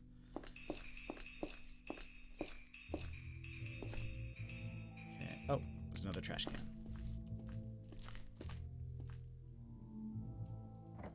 Trash can with a single-use paper towel in it. Oh. Is anyone here in the hostel?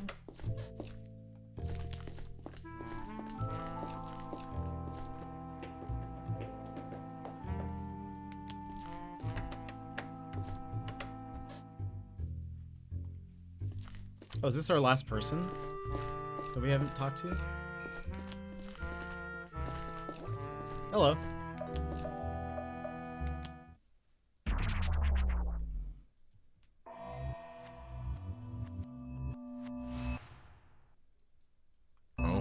Hello, officer. What do you want to know? Let's start with your name. I'd also like to see your ID. My name is Adam Gray. Oh, Adam. My ID here. Thank you. I'm the Mindcop. Nice to meet you. Tell me about yourself. Do you work here at this camp? I do. I help out in the hostel and the bar. I also sometimes make my own absinthe for the bar, but it's been a while since the last batch. So you were living with Rebecca, right? Yes, during the season, I was staying in her house. After her parents moved out, she thought that the house was too big for only one person. It was a good arrangement. Can you please describe the events of Monday night for me, in order, and if possible, with estimates of when exactly things happened? All right, once again, I left for the bar to meet with Josh at 8 p.m. Oh, really? Yeah, I just never went into the hostel, I guess. I left for the bar to meet with Josh at 8 p.m. Rebecca was at home doing some work on her lanterns. I don't think she had any plans for the night. She didn't look like it, and she didn't mention anything. When I arrived at the bar, Josh was already there. Nobody else was in the bar with us. We talked about some personal stuff and decided to go home at 1 a.m. I locked the bar and we both went straight home. Nothing was out of the ordinary. The door was closed. I assumed Rebecca was already asleep, so I quietly drank some water and went upstairs. When I saw her and all of the blood, the knife, I immediately rushed to her, screaming at her. I was checking for any signs of life. She was very pale. I remember when I checked for a pulse, my hands were completely covered in blood. I think I blanked out for a few minutes before I got up and finally called the police. I cleaned my hands in the kitchen sink and left the house to get help from Josh. I yelled his name and knocked on the caravan door for at least a minute, but he didn't respond. I resigned and sat in front of Rebecca's house to wait for the cops. I don't quite remember when the officer arrived, but it felt like an eternity. The officer told me to get whatever I needed from the house and move to the hostel for now. Did you move the body anyway? Maybe slightly. She was already on the couch, if that's what you're worried about.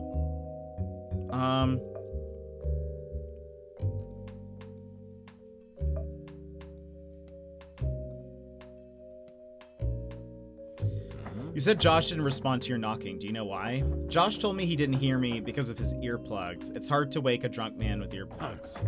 You were living in a house with Rebecca. What was the relationship the two of you had? Well, I didn't want everyone to know, so I kept this a secret from most in the camp, but we were a couple. At this point, it's probably an open secret anyway. I really don't want to elaborate, so if you could kindly not ask me about that anymore, it would be appreciated. Are you taking sleeping pills? There's a lot of stuff in boxes.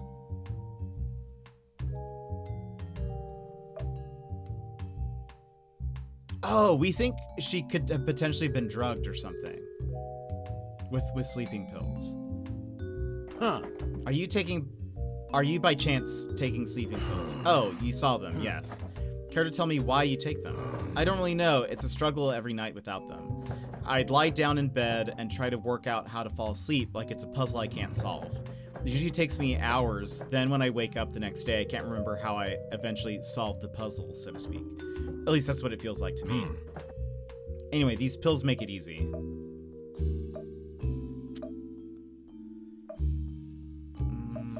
Did you have any recent arguments? No, it was all good.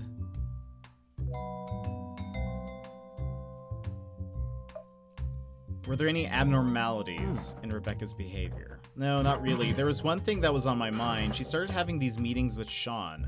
Sean and Rebecca were good friends, so I normally wouldn't think anything of it. However, I'd noticed that she tried to keep their meetings secret from me.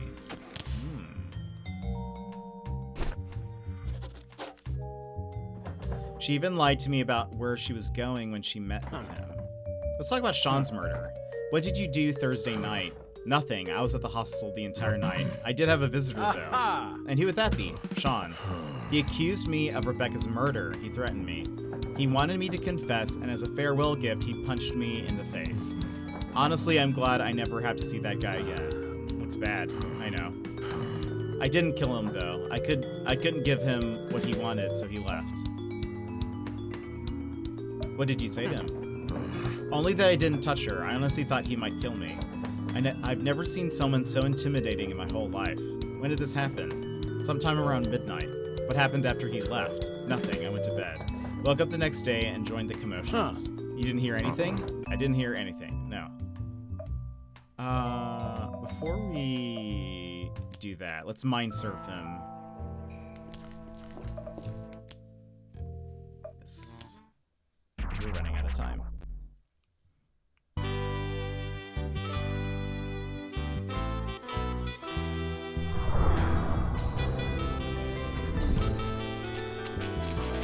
This might be the last mind surf, I guess.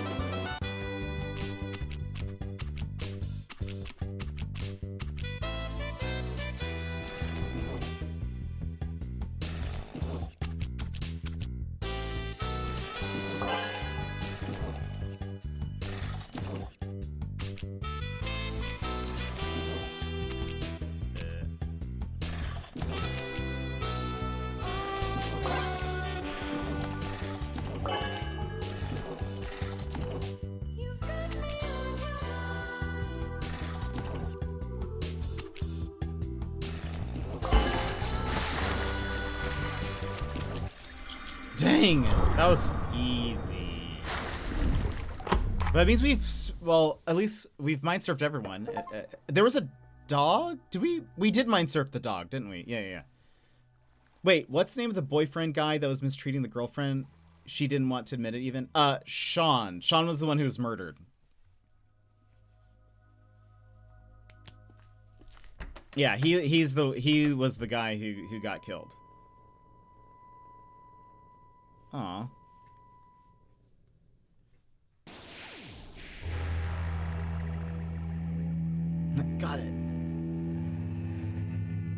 So this, okay, I don't think, good. So I don't think, it doesn't look like Adam did it. It looks like he's very sad. Rebecca. She was like a light to him, and now it's all dark. So I assume that means like he really is sad. So I don't think it's Adam.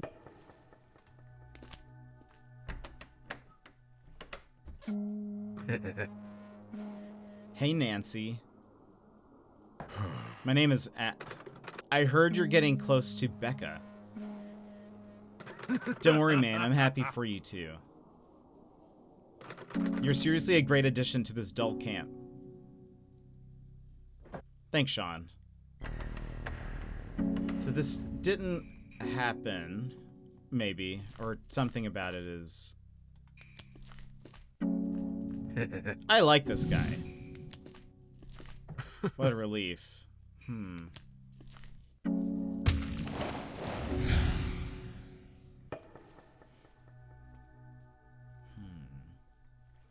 Maybe it just means that Sean, like, accepted him or something. Yeah, Adam does seem very chill. This is a lie. Come on, pal, what's up? We're here for you, you know? You're one of us, and we're leaving no one behind, so you'd better get up, my friend. Let me give you a hand.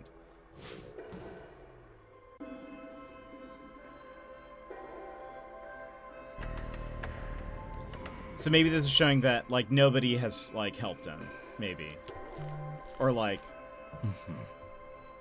Thank you. This is why we must stick together, you know? I assume that's what this means. It's like no one has actually, like, gone out of their way to see if he's okay. Yeah, nobody was there to help him. Yeah.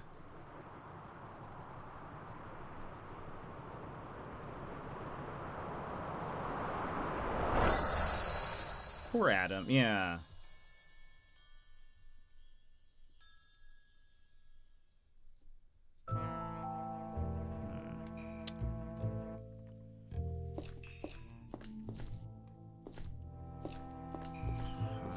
Is there anything that I want to ask him about?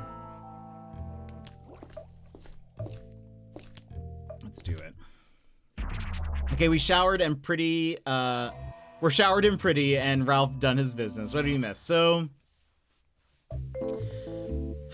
we've now talked to this is the last person that we haven't talked to before. This is the boyfriend of the girl who was murdered. He didn't do it. And we found out somebody else who didn't do it. But nothing earth-shattering yet. Also, I has leftover baked potatoes and gravy. Oh, that sounds so good. That sounds nom-nom. I want to ask.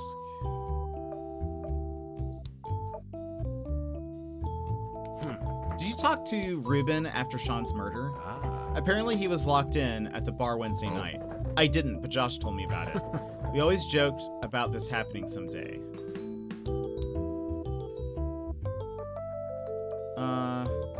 So you think it's plausible? It gives him the perfect alibi if it's true. Sure, it's plausible. Do you think Ruben would kill Sean? There's no way.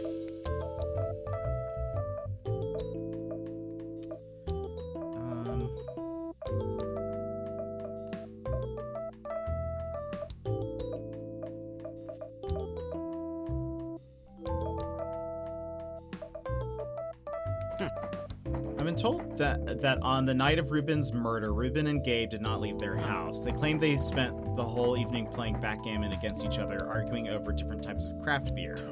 So what, do you think they can be trusted? Well, I think they're both reasonable people. I highly doubt they're involved in this. There's actually a bunch of topics we didn't get to. I don't think there's anything else.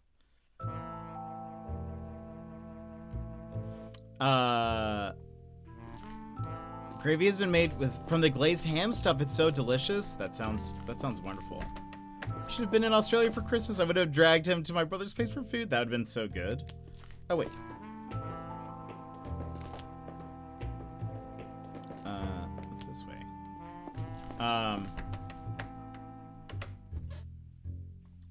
Oh, okay. Toilet, shower. I only have 38 minutes left. I don't want to...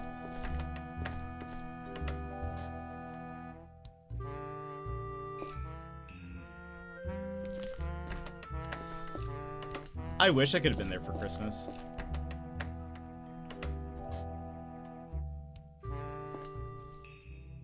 Nothing... Okay, yeah. I don't spend...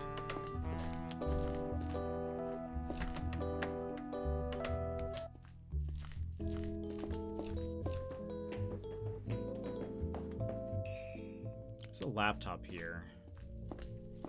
Laptop is probably used by the receptionist. It doesn't require login. Should I take the time to search for anything suspicious on here? 30 minutes? No, I don't think so. I really doubt there'd be anything suspicious in there.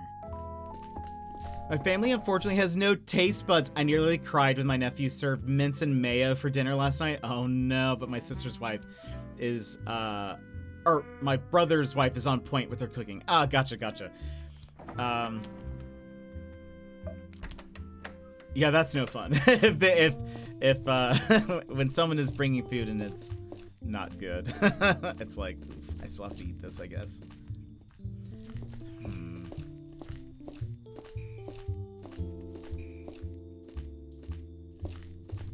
Oh. Oh, look, Linda, a black cat. That's not a good sign. Not a good sign at all.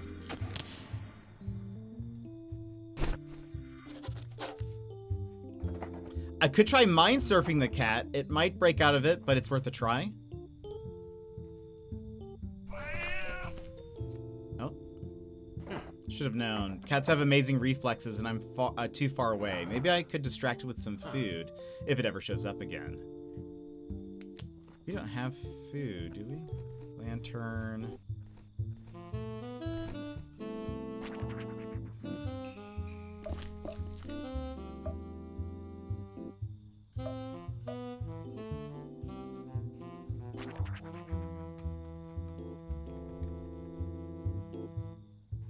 We haven't seen a cat anywhere else. Cat did it. I was gonna see if there's no shop. Like if we could get cat food somewhere, but let me, before we go into the gift shop.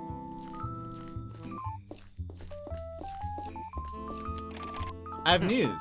Good to see you. Huh? We have a rough time of death for Sean DeSanto. We believe he died between 11 p.m. and 1 a.m. But that's not all. Take a look at this photo. What is it? 2 red dots on someone's skin? They're small burn marks. I noticed them on Sean's chest, and we found the exact same marks on Rebecca's waist. What do you mean by the exact same? They're not exactly the same, of course, but they're about the same size and the same distance apart.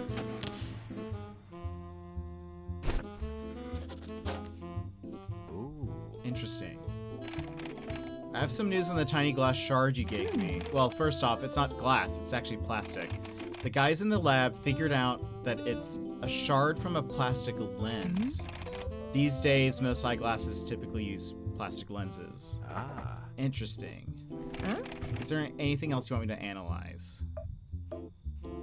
Sure. I don't really have anything. I don't have anything right now. It's just good to know you'd help me out.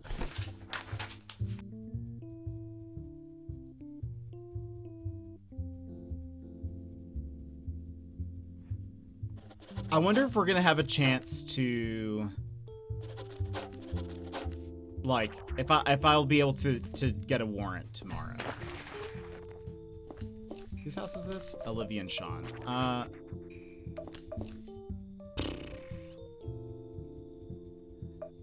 30 minutes. I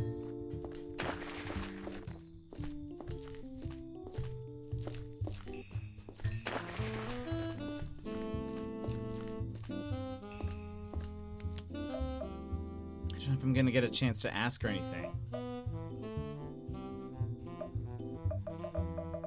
Let's just try.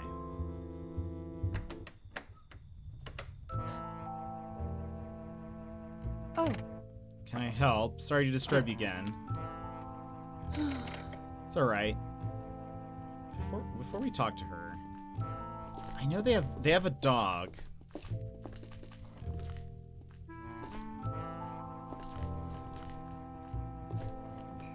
I was wondering if they had, like, if there was some dog food I could take, maybe for the cat. Can I go in here?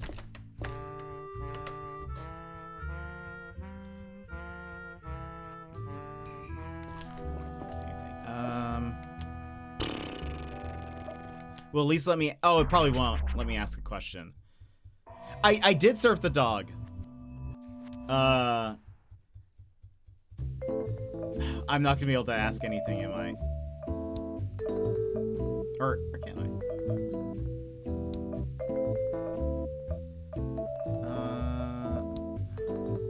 Let me see, hold on.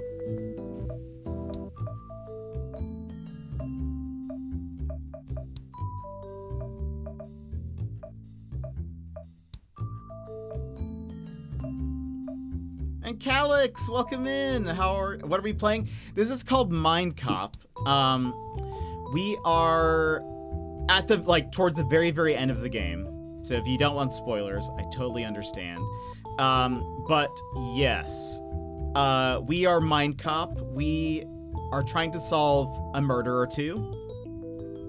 And we can mind surf people and actually, like, enter sort of their, like, mind and their psyche and uncover different things.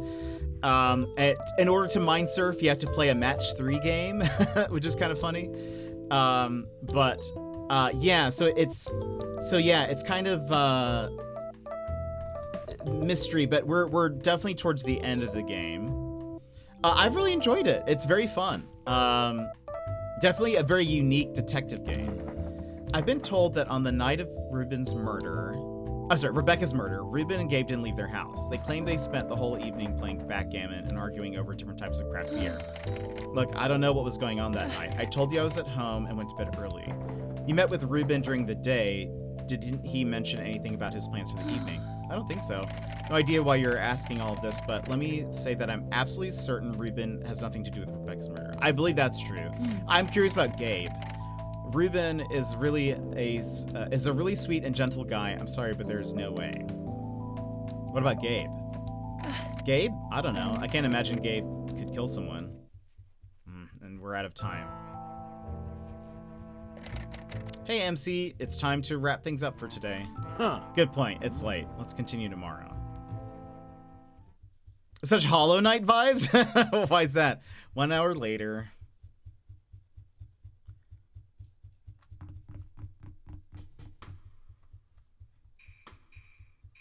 Let's talk to you first.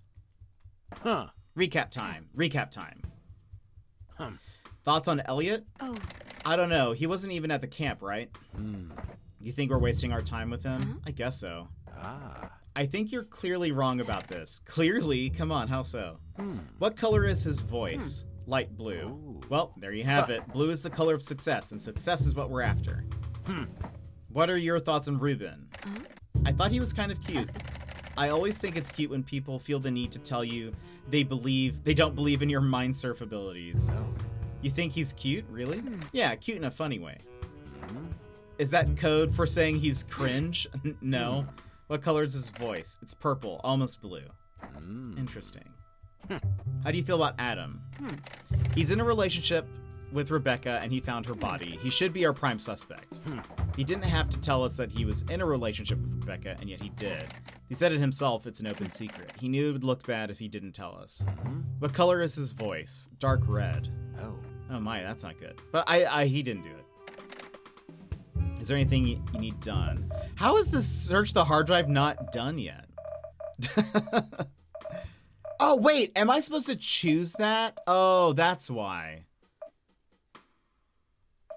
I thought this was like, oh, I'm so dumb. I thought it was like just doing it every night. I didn't realize I was supposed to select it. So like one of the nights I didn't get her to do anything. Well, that's my bad. Can you analyze something for me? Maybe the GPS tracker?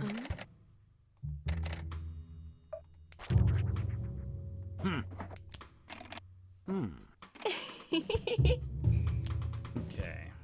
And do we get to do a warrant tomorrow? I want to search Gabe's house. He seems the most suspicious to me right now. Okay. I guess, I think tomorrow's the last day, so I think my guess is we'll have to then, like, choose somebody at the end of the day. Gabe is not going to be happy, though. He also didn't seem happy to see us the second day in a row. I feel like, to me, that's also suspicious. You again, I think is what he said. But Calix, how have you been? How was your Christmas? Also, now I want potatoes, Daz. The text art, almost graceful. Yeah, I could see that. That actually does make sense. Even the sound effects can be very Hollow Knighty. Sunday, the last day.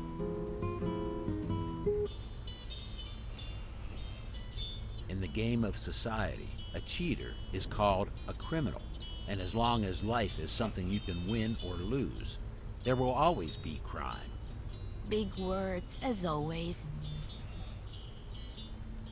How do you win in life? Tell me, I'd like to know. Well, some win conditions depend on your spawn point, but others are universal. Friends, family, wealth, recognition. What if you have it all and don't feel like you won? You're overcomplicating this. You're simplifying too much. Let's agree to disagree. Let's not. Linda, you can't disagree to disagree. What are you doing? You can't disagree to disagree. You said 5 days, remember? This is your last day. I know what I said. And if anything, it's our last day. We're partners, remember? Oh yeah, how could I forget?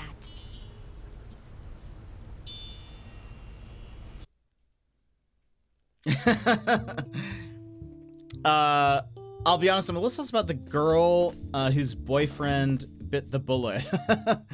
Why can't Linda disagree to disagree? You let her be. The writing in this game is very funny. Oh, look, the cat's back. But we don't have any food. Maybe we can find some food, though. All right. We need to run ads, so we'll go ahead and do that right now. We'll also play a Ozvent calendar video on our way back. So if you need to stand up, stretch, etc., now is a perfect time to go do so. And we'll continue this. This is the last day, so I guess we'll finish the game here. So I'll see you guys in just a few minutes. BRB! This is your time, Jetpack Gang. Stand up, move around, grab a snack, hydrate. The stream will resume in just a few minutes.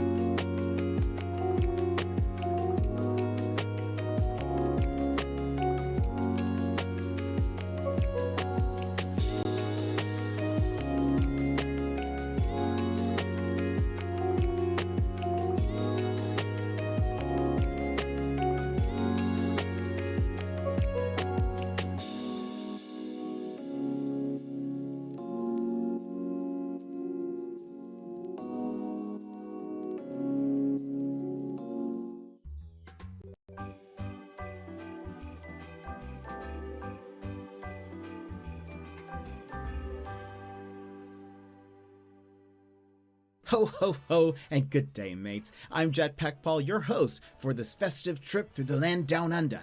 Each week, I'm going to reach into this stocking and feature an amazing Aussie streamer. But first, mark your calendars because on January 3rd, I'll be hosting the Aussie Birthday Blast-Off Donathon. This isn't just a birthday stream, it is a chance to get the last funds I need for my Australia trip to meet my amazing Aussie mates. So tune in, January 3rd, there'll be fun incentives and games and stuff, so I hope to see you there. But now let's see who we find in the Ozvent calendar today. And, oh, what do you know? It's Streamin' Daz. Let's give him the old razzle-dazzle. If you love cozy gaming, big laughs, and a dog that's cuter than Santa's reindeer, well, then you're gonna adore Daz's streams. He left the corporate life and traded spreadsheets for pro gaming feats, and now has a Twitch channel that's all about fun, community, and a little bit of chaos. From Satisfactory to Phasma to Final Fantasy, Daz knows how to keep things fun. But of course, we can't go on without mentioning a good boy who'd even make Rudolph jealous. It's Ralph. Whether he's keeping Daz company during epic adventures or just snoozing in the background, Ralphie is the perfect partner in crime. When it comes to Daz's stream, will you find cozy vibes or chaos? Probably both. You might walk in and hear Daz's wonderful laugh, or just watch him get jump scared by a sound alert, or literally anything. Or you might even catch him chugging mayo. Yeah, I don't know how to explain this one.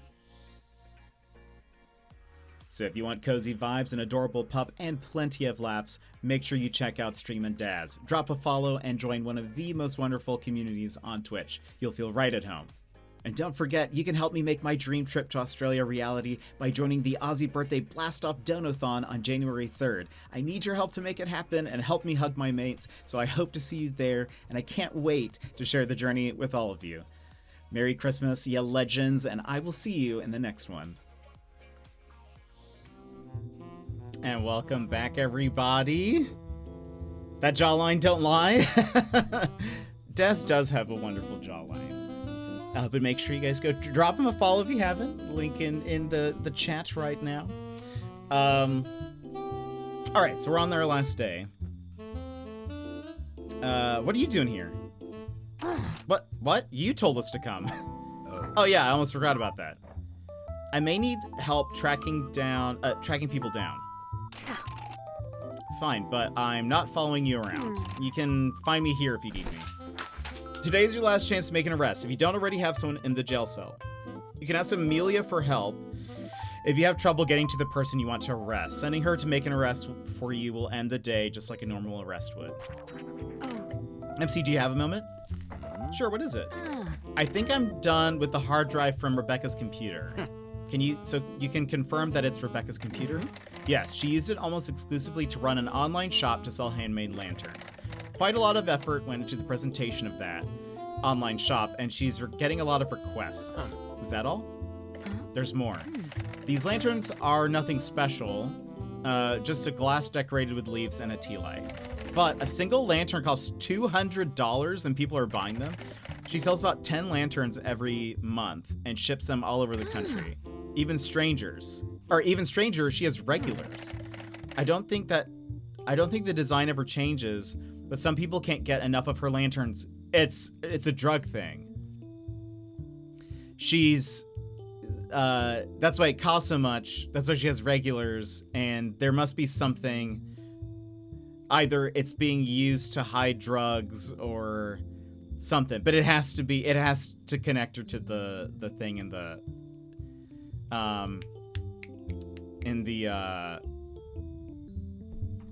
forest or in the woods.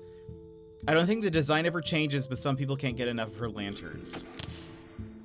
Yep. She's a drug dealer. Ooh. Interesting. Huh. Good job as always. Is there anything else you need done? I mean, not today. That's the last day. Oh. I ate the last of the pavlova. It looks very good. I've never had pavlova, or really had heard of it. I knew that it was an Aussie thing, but I like things with strawberries, so. All right. We asked her to, hey guys, I brought the GPS tracker. Unfortunately, it's beyond repair.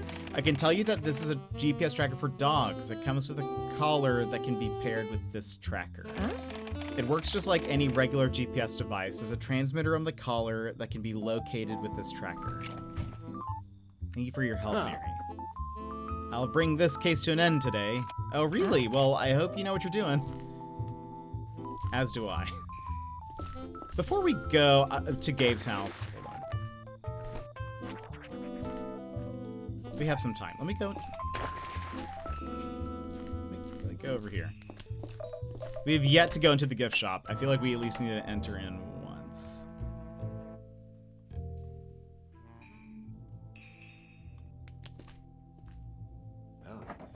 Jar with candy sticks and a cardboard stand with various flavors of gum. They even have bacon-flavored gum. Jars. Ooh. A bowl next to an old sweater that's covered with hair. It looks like it's someone's feeding spot. There's even an opening in the ceiling for easy access. If I find something to fill this with, I could come back and see if it gets someone's attention. The cat. We gotta figure out where we can get some cat food.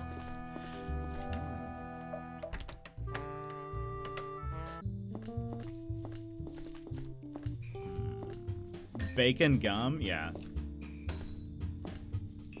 Is this Gabe's house? Yes. Hello, Gabe. I know you're gonna be upset. I do want to use the search warrant. This is the police. We are here to search this place for possible evidence. We have a warrant. If you don't open the door, we will open it by force. What is going on? We have reason to believe that we will find evidence connected to our ongoing murder investigation here in your house. Here's the search warrant. Please do not interfere with our search. What? There's no way. You can't do this. Leave right now. Nobody's leaving. If you won't cooperate, we'll have to arrest you for willful obstruction. Are you serious? I'm serious. There'll be consequences for this. An impressive vintage wall unit. It holds an old TV, a record player, a collection of records, a bottle of whiskey, a bottle of wine, decent range of different types of drinking glasses. In addition to this, there are magazines, batteries, a box with cassette tapes, and a Newton's cradle. A bookshelf with 6 compartments. The first compartment stores a handful of books. The second one has a die and a cup and a game of backgammon. The game has 15 black and white pieces, but no dice. The third one has a basket with a lid. And which means there's a dice missing, then. In it are a bunch of spa slippers in various shades of gray and brown. The fourth one has a couple of drinking glasses and a very pretty hourglass. Thanks, friendo. Oh, Daz! Thank you for gifting us sub to Streaming Daz Sluggy. gifted a tier 1 sub to Sluggy McSlug. That's so nice. They have given 18 you gift so subs much. in the channel. I appreciate it. Ralph did it. I did nothing. Ralph! Well then, Ralph, thank you so much for gifting a sub to Sluggy. I appreciate it. The 2 bottom ones have a blanket and a pillow and a bowl of sweets. On top are a small plant and a watering can. So that, to me, that's suspicious. That, that there's, the backgammon is missing a dice, which we asked about to Ruben. And Ruben said that they play with 2 dice. And they're like, he was like, there might be a variant that uses 1 die, but I don't know. So maybe that, to me, is them playing backgammon a lie? What's in here? A simple wall cabinet. On top of it is a small cactus, next to it a kettlebell.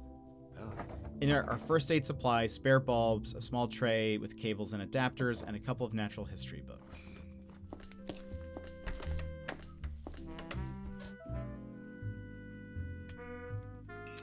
Okay.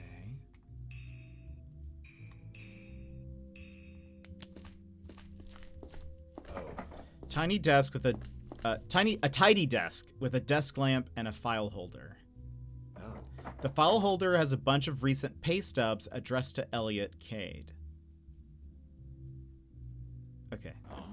There are also some bookkeeping files here, including a list of the camp's employees and some bills issued to the camp for repairs and other small services. No surprises. Let's take a look at this box down here. Aha! Oh my, look at that. Linda, I found something. This is a blackmail letter. It reads, Mr. Elliot Cade, 6 years ago, you met our demands, and as a result, we have kept our mouths shut. Now that we've established a trusting relationship, it's time for you to make your final payment. After this, you will never hear from us again. You have until the first Friday of September to come up with $30,000. On that day, place the money in a bag and take the 7 p.m. bus from the Timevale retirement home. Get off at Littlefield, but leave the bag on the bus. If you don't stick to our instructions exactly or tell anyone about this, we will know, and we will shine a light on what you and your famous little friend did. The first Friday... Oh, I see. The first Friday of September was last week, only 3 days before the murder of Rebecca Goodman. This was written by hand, but the writer tried very hard to make it generic. Doesn't necessarily mean that we won't be able to find a match, but it'll be tricky. So,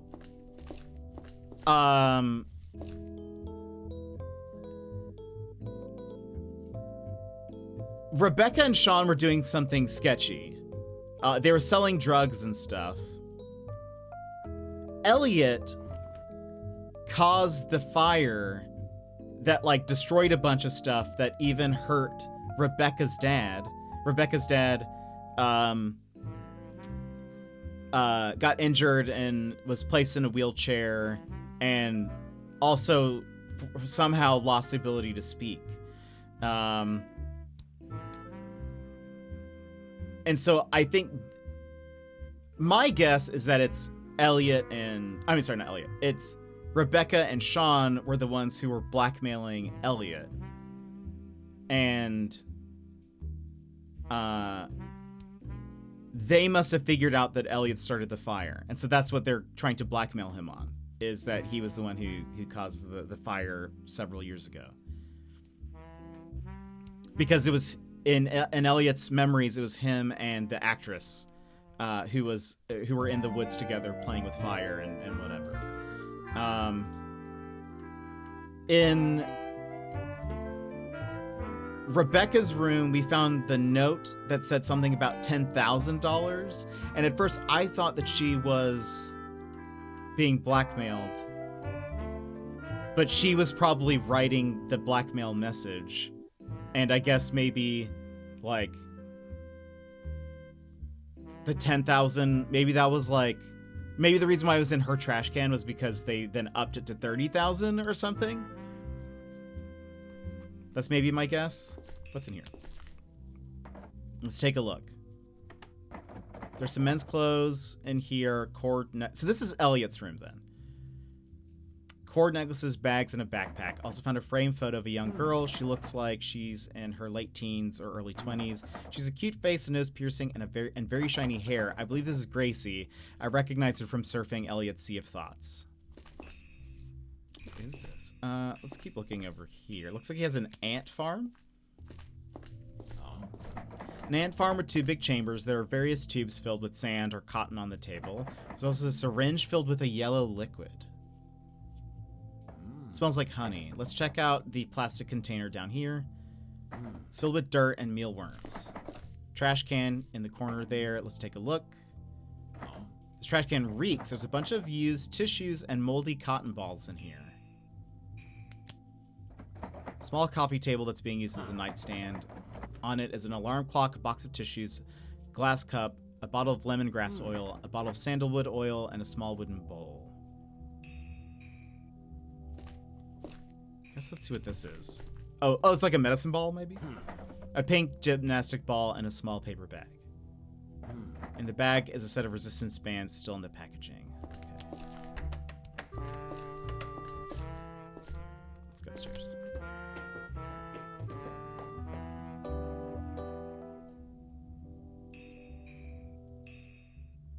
It's one of those jars.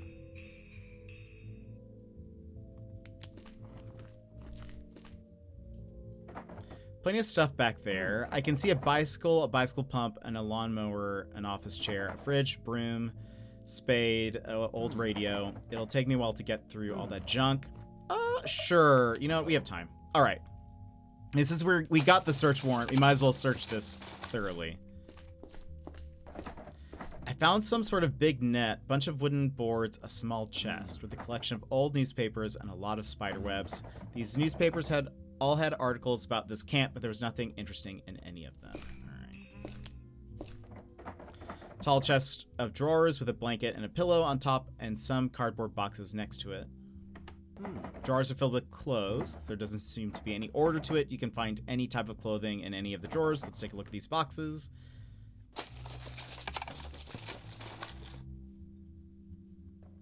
Tobacco, rolling paper, scissors, a lighter, a grinder, and 2 small plastic bags with dried cannabis flower buds.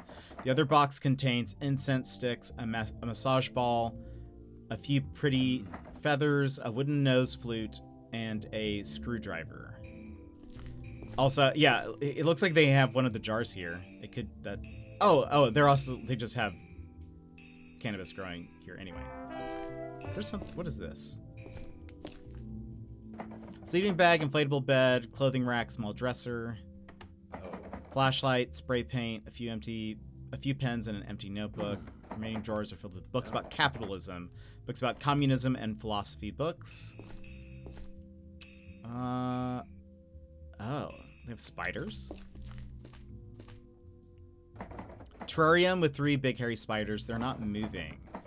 Wait a second. I was almost fooled. These spiders aren't real, but they look very convincing. Huh.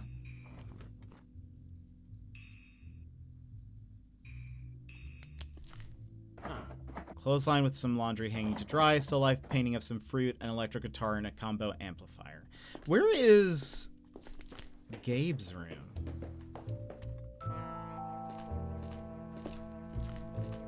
Oh, is it here? Oh, yeah, this definitely looks like Gabe's room. Nightstand with an old-fashioned table lamp. There's a basket here that can be pulled out like a drawer. Let's take a look. Some painkillers, bottle of lubricating gel for amputees, a tube of topical steroid cream. Is he an amputee? And a medical prescription for that cream. The prescription is addressed to Gabriel Cade. There's also prosthetic liners and sleeves in here that look sized for lower limbs. It appears Gabe uses a prosthetic leg. Okay. Did not notice that. Yeah, that is odd, isn't it? Let's take a look inside the wardrobe. Men's clothes, only men's clothes in here. Some look like they've seen better days. One suit stands out with several spots where the color is almost completely gone. This is probably a very expensive suit. There's a plastic bag with something in it on top of the wardrobe. Let's see if we can reach it.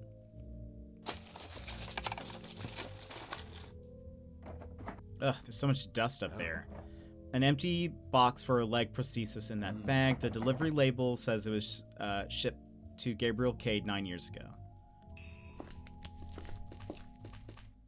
There's something under the bed. There's something under the bed!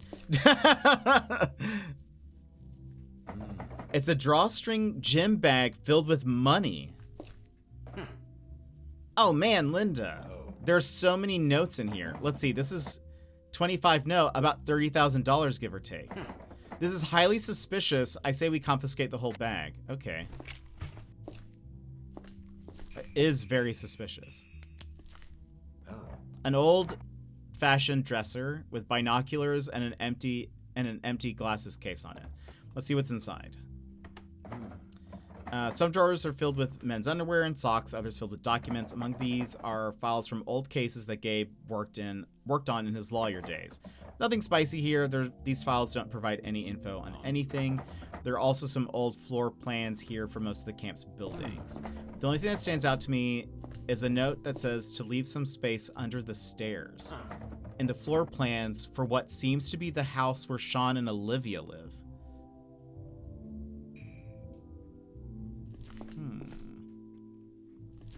Well, we're not gonna be able to investigate that. I say keep the bag. Okay, we didn't look through here.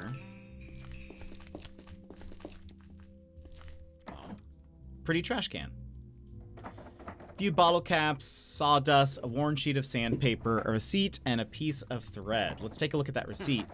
1 breadboard kit, 1 high voltage resistor, 20 D1 diodes, 5 rechargeable batteries, 1 something car ignition coil.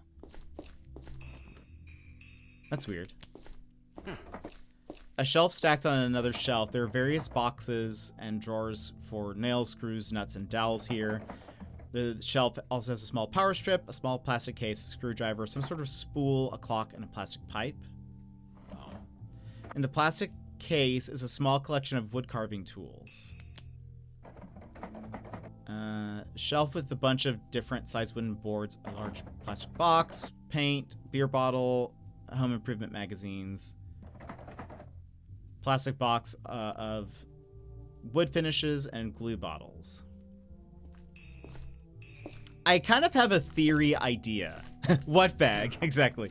A big well-mounted tool board. I can see wrenches, pliers, screwdrivers, rulers, paintbrushes, knives, saws, hammers, hand vise, and some sandpaper.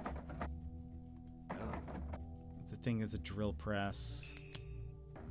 Old lamp, a crate of beer, a cardboard box, loudspeaker, plastic boxes. There's a hodgepodge of random materials here. Probably a bunch of salvaged or incomplete parts for future use. I can make out something that can be a small motor. There's also there's also something that looks like a dog collar with a leash, but a part of it was removed. The plastic box is even more random junk. It looks like a chair.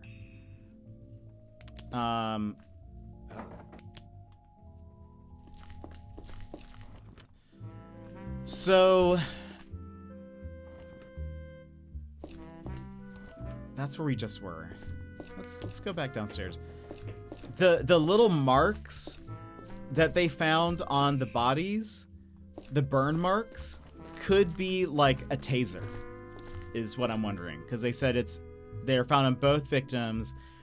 They thought Rebecca didn't fight back, and for a second we're like, could it be like sleeping pills or something? But maybe she was like knocked out via a taser. And they said it was same burn marks, same width apart, and all of that. And it's suspicious. What kind of makes me even more suspicious is like in the bag, or the receipt that we found had like voltage things. So, and we know Gabe is crafty. He has that like craft room up there. Could he have like fashioned a taser of some kind? And he also has the bag of money. Yeah. That's that. Chef's knife. So I'm trying to see if there's anything else. Leftover rice, macaroni casserole leftovers. Did you leave a taser around anywhere? No. There's something behind me that I want to select. Compartment under the sink. Utensils. Trash can. In the trash can, tea bags. Coffee grounds, peels. Bunch of dishes and kitchen utensils.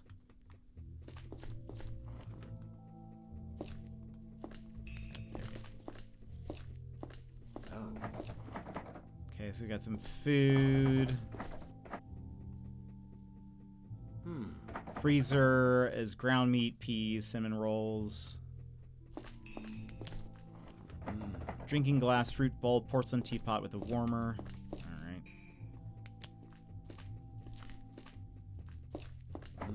Fur rug. I can't tell if this is real fur or not.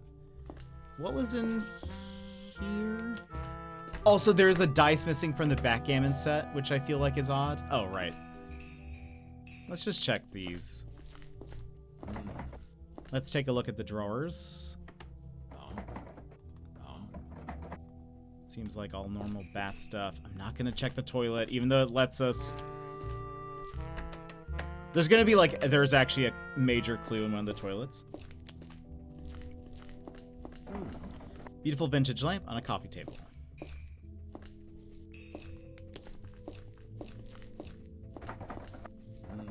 Sure what kind of tree this is, but it's both too big for the pot and the room.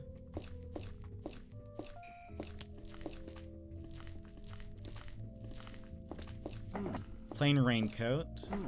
pockets is a small flashlight.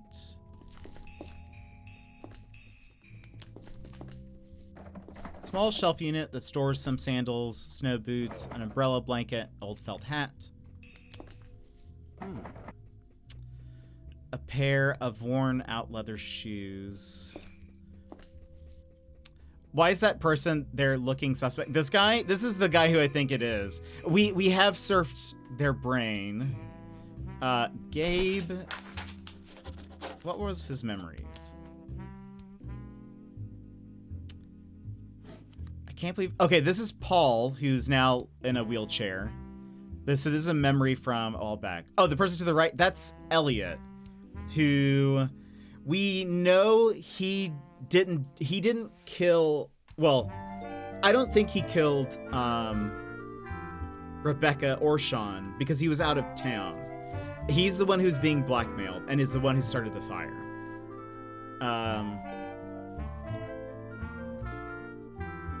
I kind of wonder if, like, maybe, I wonder if Elliot is covering for his uncle, Gabe. I wonder if, like, Gabe found out about all of this and is like, because he has money, Elliot is short on cash, from what we know, because Elliot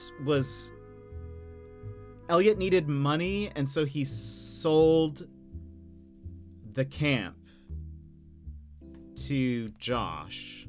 I think his name is Josh. And that was a while back. And so maybe that was for... Because did he get blackmailed once before? Is that kind of what we gathered? Because it, like, we established a relationship is what the letter said. So maybe he sold the camp in order to get money to pay off the blackmailers, but then they asked again for more money. And then maybe he told his uncle, who has money, and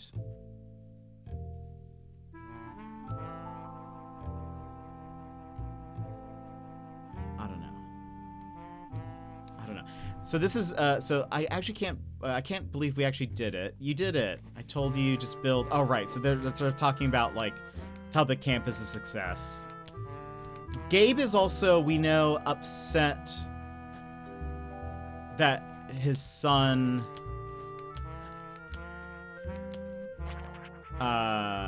sold the camp because he's like, he was one of the co-founders. What was Gabe's lie?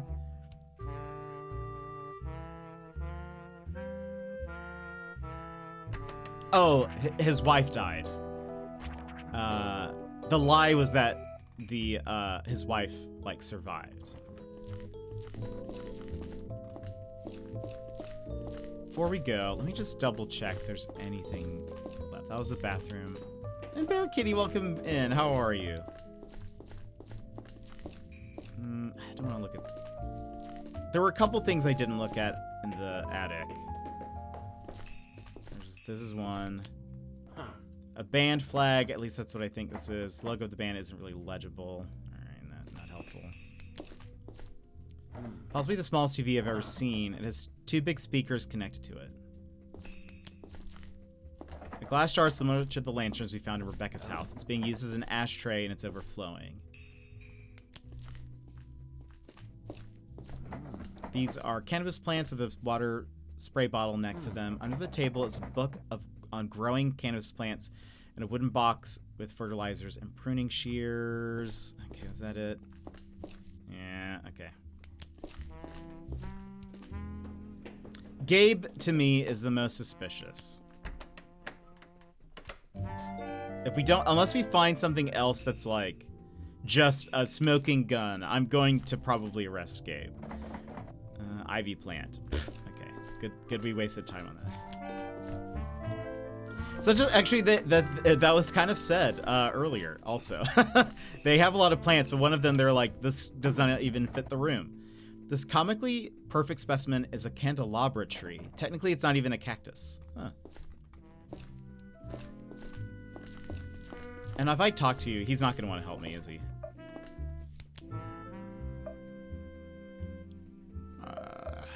He's not going to help.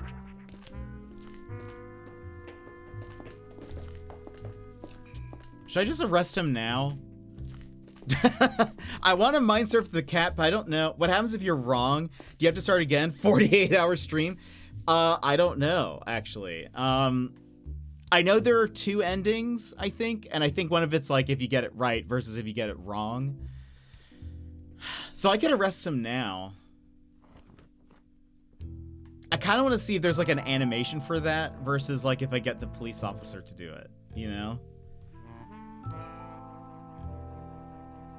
There's nothing else in here. What do we think? Should I just arrest him? What a shame! There's nothing else, is there?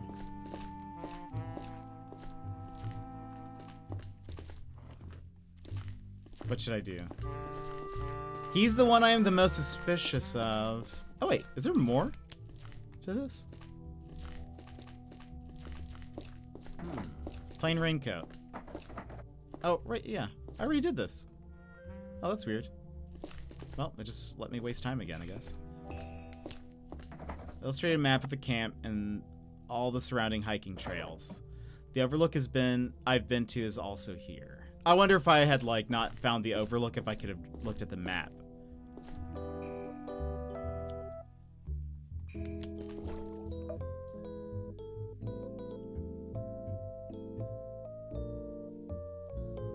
Really tempted.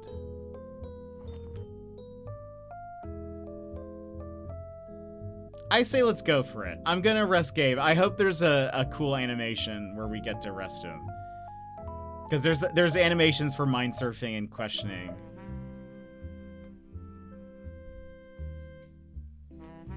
Let's do it. Yes. Do I really want to arrest Gabe? Yes. Huh. Gabriel Cade, you are under arrest for the involvement in the murders of Rebecca Goodman and Sean DeSanto. Please follow us to the car. We'll give you a ride to the station. What? Why? You have the right to remain silent. I see. Oh, there isn't. Oh, well, there's this, I guess.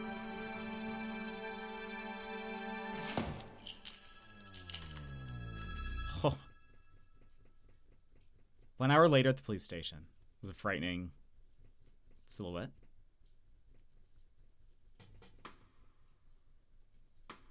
Oh. What's going on? Why isn't he in his cell? We let him make a phone call. You can't deny him that. Ah. Who did you call, Gabe? Your son? None of your business. With no hands, yeah. You just have nubs. Amelia, I hope you're taking notes. I'll have one final chat with this gentleman.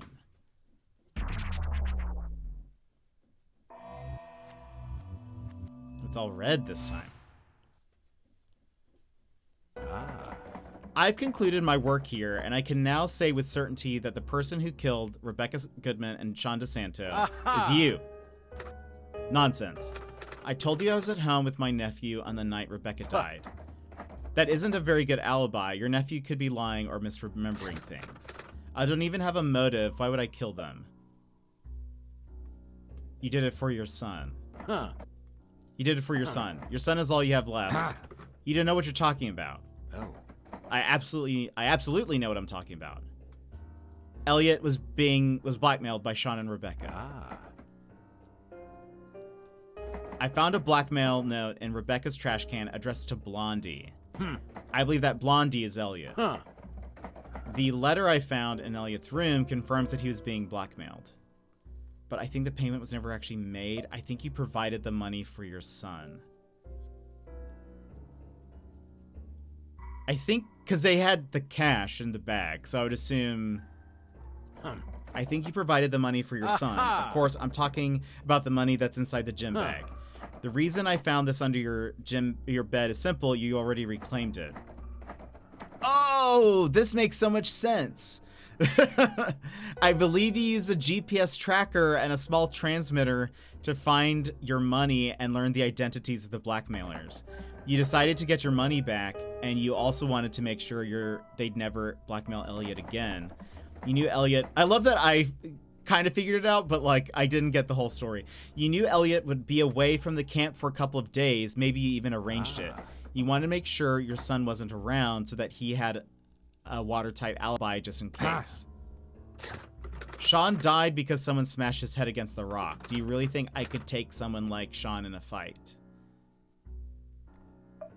You weren't unarmed. Ooh. There were small burn marks on both of the victims. I believe these burn marks were inflicted by some sort of stun gun or taser. With such a weapon, almost anyone could overpower even someone with Sean's physique. This would also explain why we found absolutely no signs of fighting back against, of Rebecca fighting back against her assailant. The shock of the taser completely immobilized her. I think someone like you wouldn't have much trouble building something like a laser, and I found a receipt in the trash can of your workshop that suggests that's exactly what you did. You managed to surprise Rebecca, but Sean had his guard up, and you eventually gave him an opportunity to fight back. I know this because your glasses. We found the broken glasses. He smashed your glasses. I found a small shard of glass next to Sean. I think Sean punched you right in the face and smashed your glasses. Oh. After you were done with Sean, he locked Ruben in the bar. You took his keys. We're gonna say he locked Ruben in the bar. You locked Ruben in the bar. That's not what happened. It all leads to only one conclusion. The killer was you. I love the wave and point. Gabe Cade.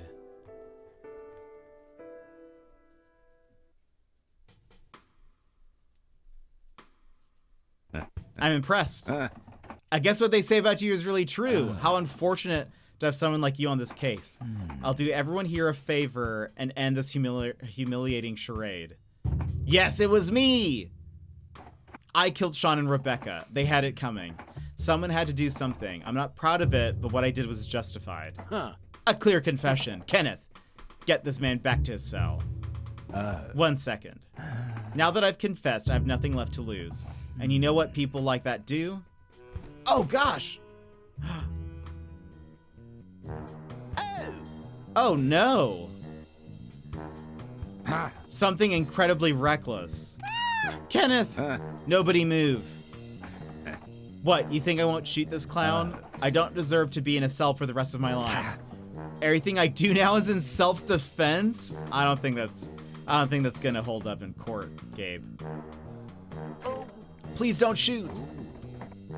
Look at that, Linda. He's giving us quite the showdown. Give me the keys to your car. This milquetoast will keep me company. And if anyone follows us, I'll blow his brains out. Linda, I'm going to do a deep dive. Are you ready? Ready. Let's end this right here. Oh, match 3? Yeah, I don't think he knows what self-defense is. Yeah, this doesn't seem... What is a deep dive?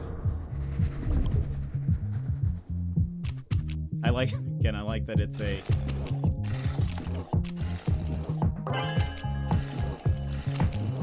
Oh my, oh gosh, this is difficult.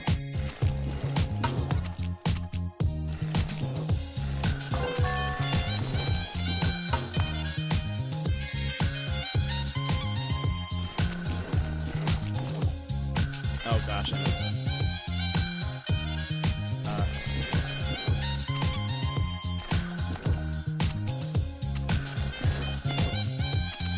No, I'm doing bad.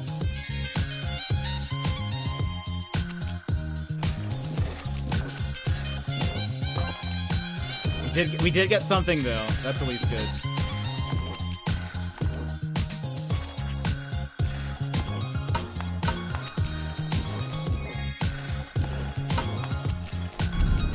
Oh no!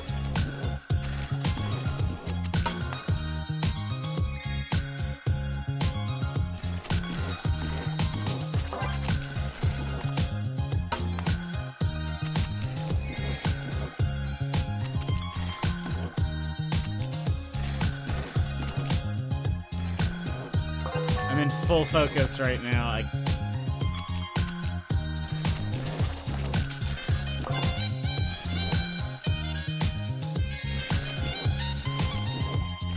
Okay, that's good.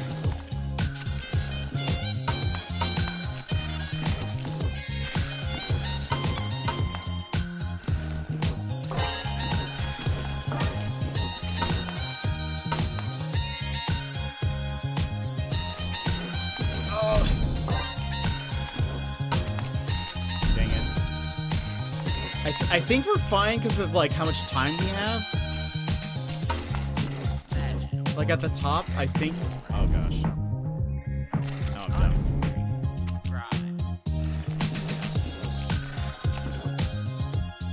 Like I think we're solid. Oh, I did it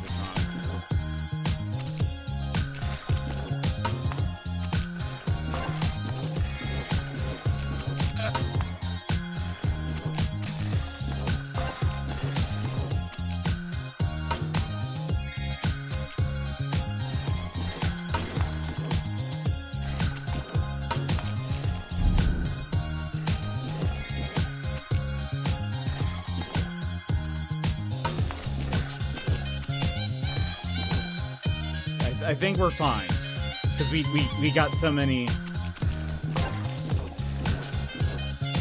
Yeah. I if we lose somehow, I'll be very surprised.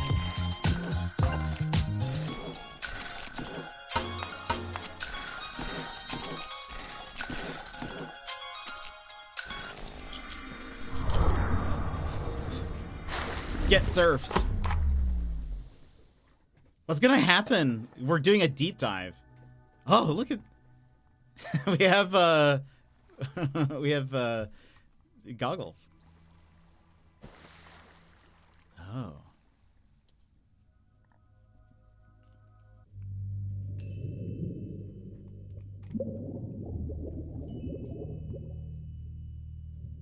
Dab.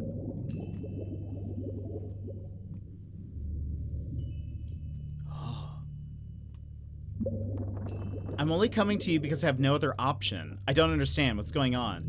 I can't say... Elliot, please, I want to help you, but you need to tell me what's going on. Can't you trust me? Someone's blackmailing me. It's not the first time. Who? I don't know. What did you do? Before I tell you, I need you to know that I'm sorry. I'm really sorry. Elliot, the fire, it was my fault. I don't know how, but they know. They say they have proof, and if I don't pay, they will go public with it. Thank you for telling me. I'm sorry. Listen to me, Elliot. You can't go along with this. We'll go to the police and tell them it was an accident. People will understand. I'll help you. This isn't as bad as you think. But because of me, what happened to Paul isn't your fault. I can't. This isn't just about me. Someone important to me is also involved in this. I can't drag her down with me, and I want to pay them and move on. Trust me, Elliot. That's not how this goes. They'll run out of money, and they'll be back for more. You don't know that. You always say you're on my side, but you always think you know better. I'm sorry about what happened. I truly am. Now, will you help me out with the money or not? All right, I'll help you. So he didn't want to go to the police because he was afraid then his actor girlfriend, well, crush, would also get in trouble.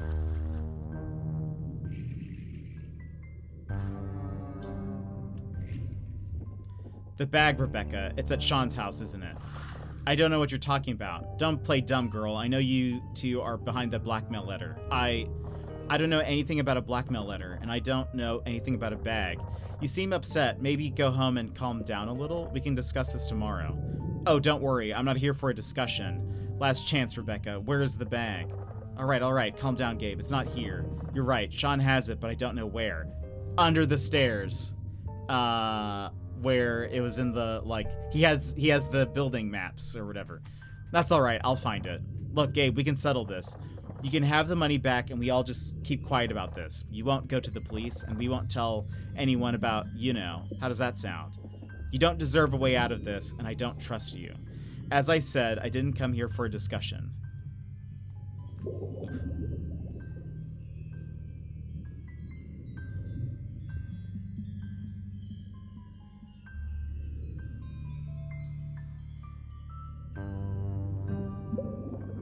What are you doing here, old man? What's your problem?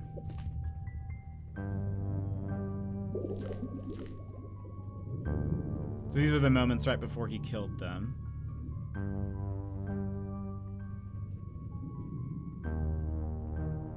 I wonder what's gonna happen when we go back into the real world. I feel like the reason why we're doing this is to stop him from, like, to incapacitate him, sort of.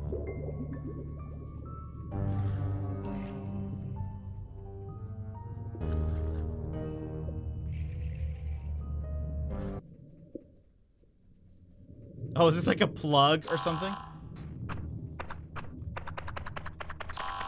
this... Wait. Oh. Oh, interesting. Okay, so I think we're just supposed to stop.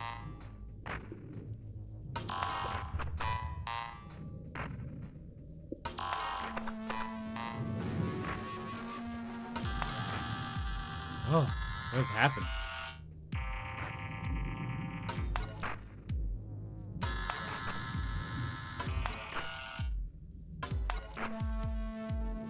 I feel like it's gonna get really intense here in a second.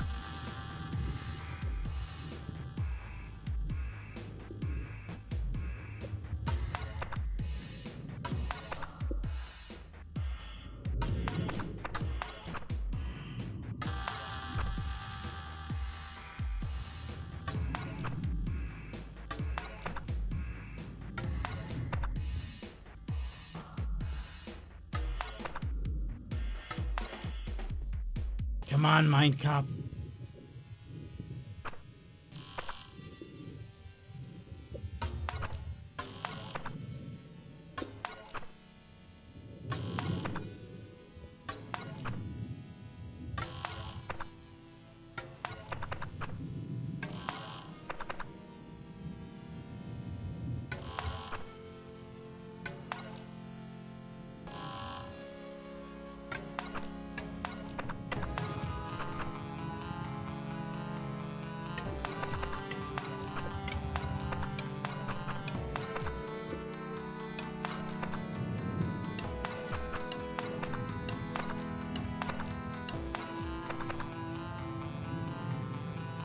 It'd be funny if I was also supposed to be doing something else.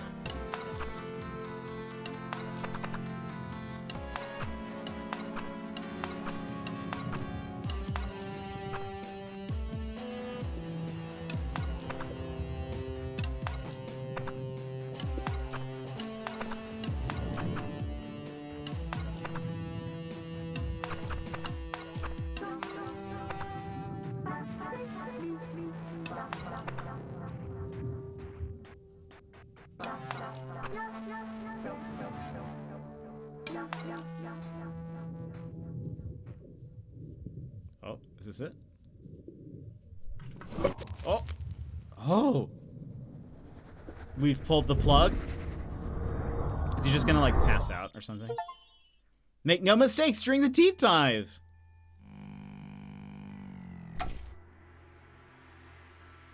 Oh! Ah. Good job, everyone. Huh. He should be down for a while. Did you give that man a stroke? I kind of think so. He should be down for a while. Now there's only one thing to do. Lonely witness between worlds. Quiet observer in my mind. Listen to what I have to say. The strands of fate are in disarray. The culprit is Gabriel Cade, and he will have his punishment. Our work ends here, and yours begins. What is going on?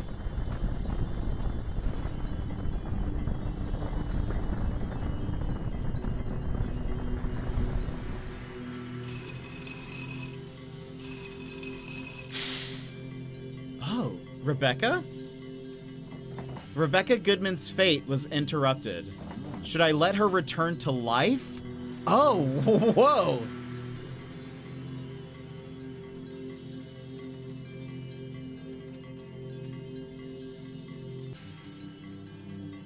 I mean, I'm like, yes, maybe? She was a blackmailer. I mean, I guess if we do this, nobody dies, right? I mean, I assume they're gonna also let Sean come back too, but like, she was not good. She's a drug dealer, blackmailer, bully. I mean, Adam, I don't know if we can bring Sean back. I mean, do we, I guess we'll say yes, maybe? Because, I mean, like, I suppose she can solve, I mean, she can be tried for her crimes, etc., etc. It's like, you know, she's not innocent, but like, maybe, yeah, we'll say yes. Sean is not a good guy. But like, I guess we'll say yes, because again, it could be like, they can get their justice in the court system, you know? Here are we to say, Sean DeSanto's fate was interrupted. Should I let him return to life?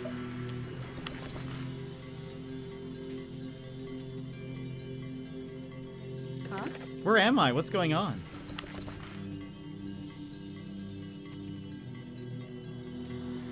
Huh? What? What happened? Don't worry. After a while, things will feel like just like they're supposed to.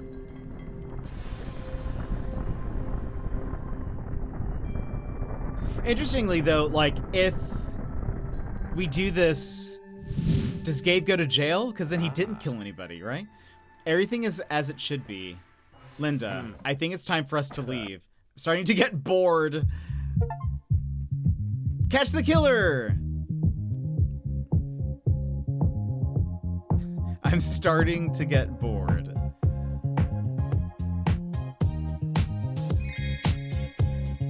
The music was very good in this game.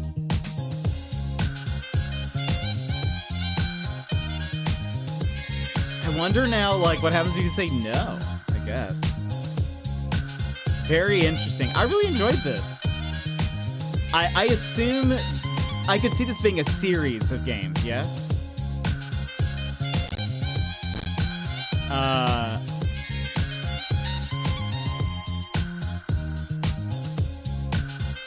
What the heck was that ending? I know. I'm very... I feel like I need a prologue or something to tell me, like, does he get sent to jail? Does, like... Because again, it's like, if they're alive, did he kill anybody? How would they take that as, like, even though he confessed, it's no body, no crime, you know? So,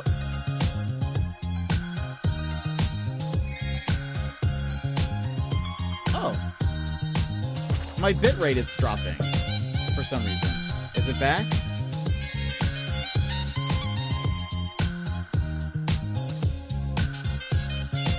I think we're fine now, but my bitrate seems to be doing poorly.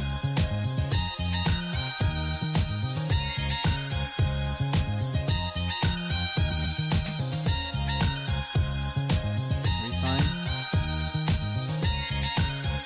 Not run out of internet, right? No, it seems to be. Oh no, we have plenty of internet.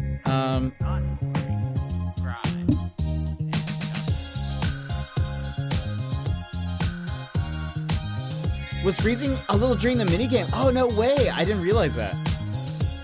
Yeah, it seems to be going wacky right now.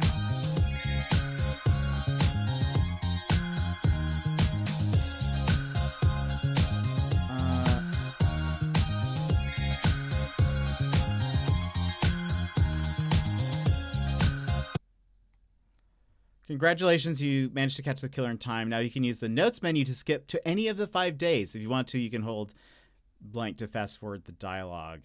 Yeah, audio all good, but credits janky. It's all good. Well, I don't know what's happening anyways. Yeah, I guess, I mean, well, it looks like we can, if we wanted to, oh, this is how it started, right? If we wanted to complete the game and 100% it looks like we could, like, do this again. Oh, it's just restarting. I guess let's go over here and we'll end stream because it looks like the bitrate is going a little wacky. It seems to have leveled out for seemingly right now. But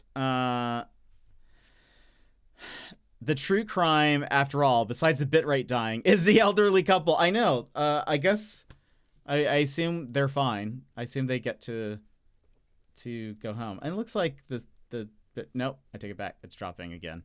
Congrats on beating the game. Thank you, Sassy. Justice for Paul. I know. What the poor guy. Very, very poor guy.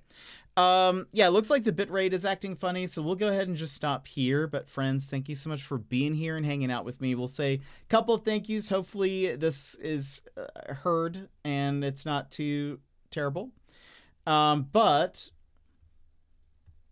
Emmers, thank you so much for the 50 months. Very much appreciate you subscribing for that long. And thank you for that 10 stream streak, Emmers, as well. Too Much to Bear, thank you so much for gifting a sub to Tap.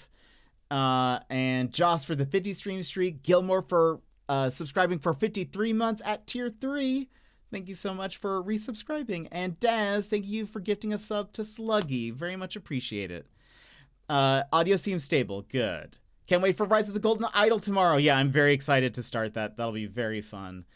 Yeah, I'm looking at the bitrate. It's going crazy. I don't know. But hopefully tomorrow will be smooth. But friends, thank you so much for being here. Thank you for hanging out with me. Sluggy, I'm glad that you appreciated the game. It's fun to have you around for this. Tomorrow we will play Rise of the Golden Idol, which is the sequel to Case of the Golden Idol. So yeah, we'll get started on that. But thank you so much.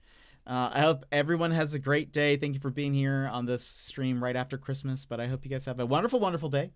And I will see you guys next time. Bye-bye.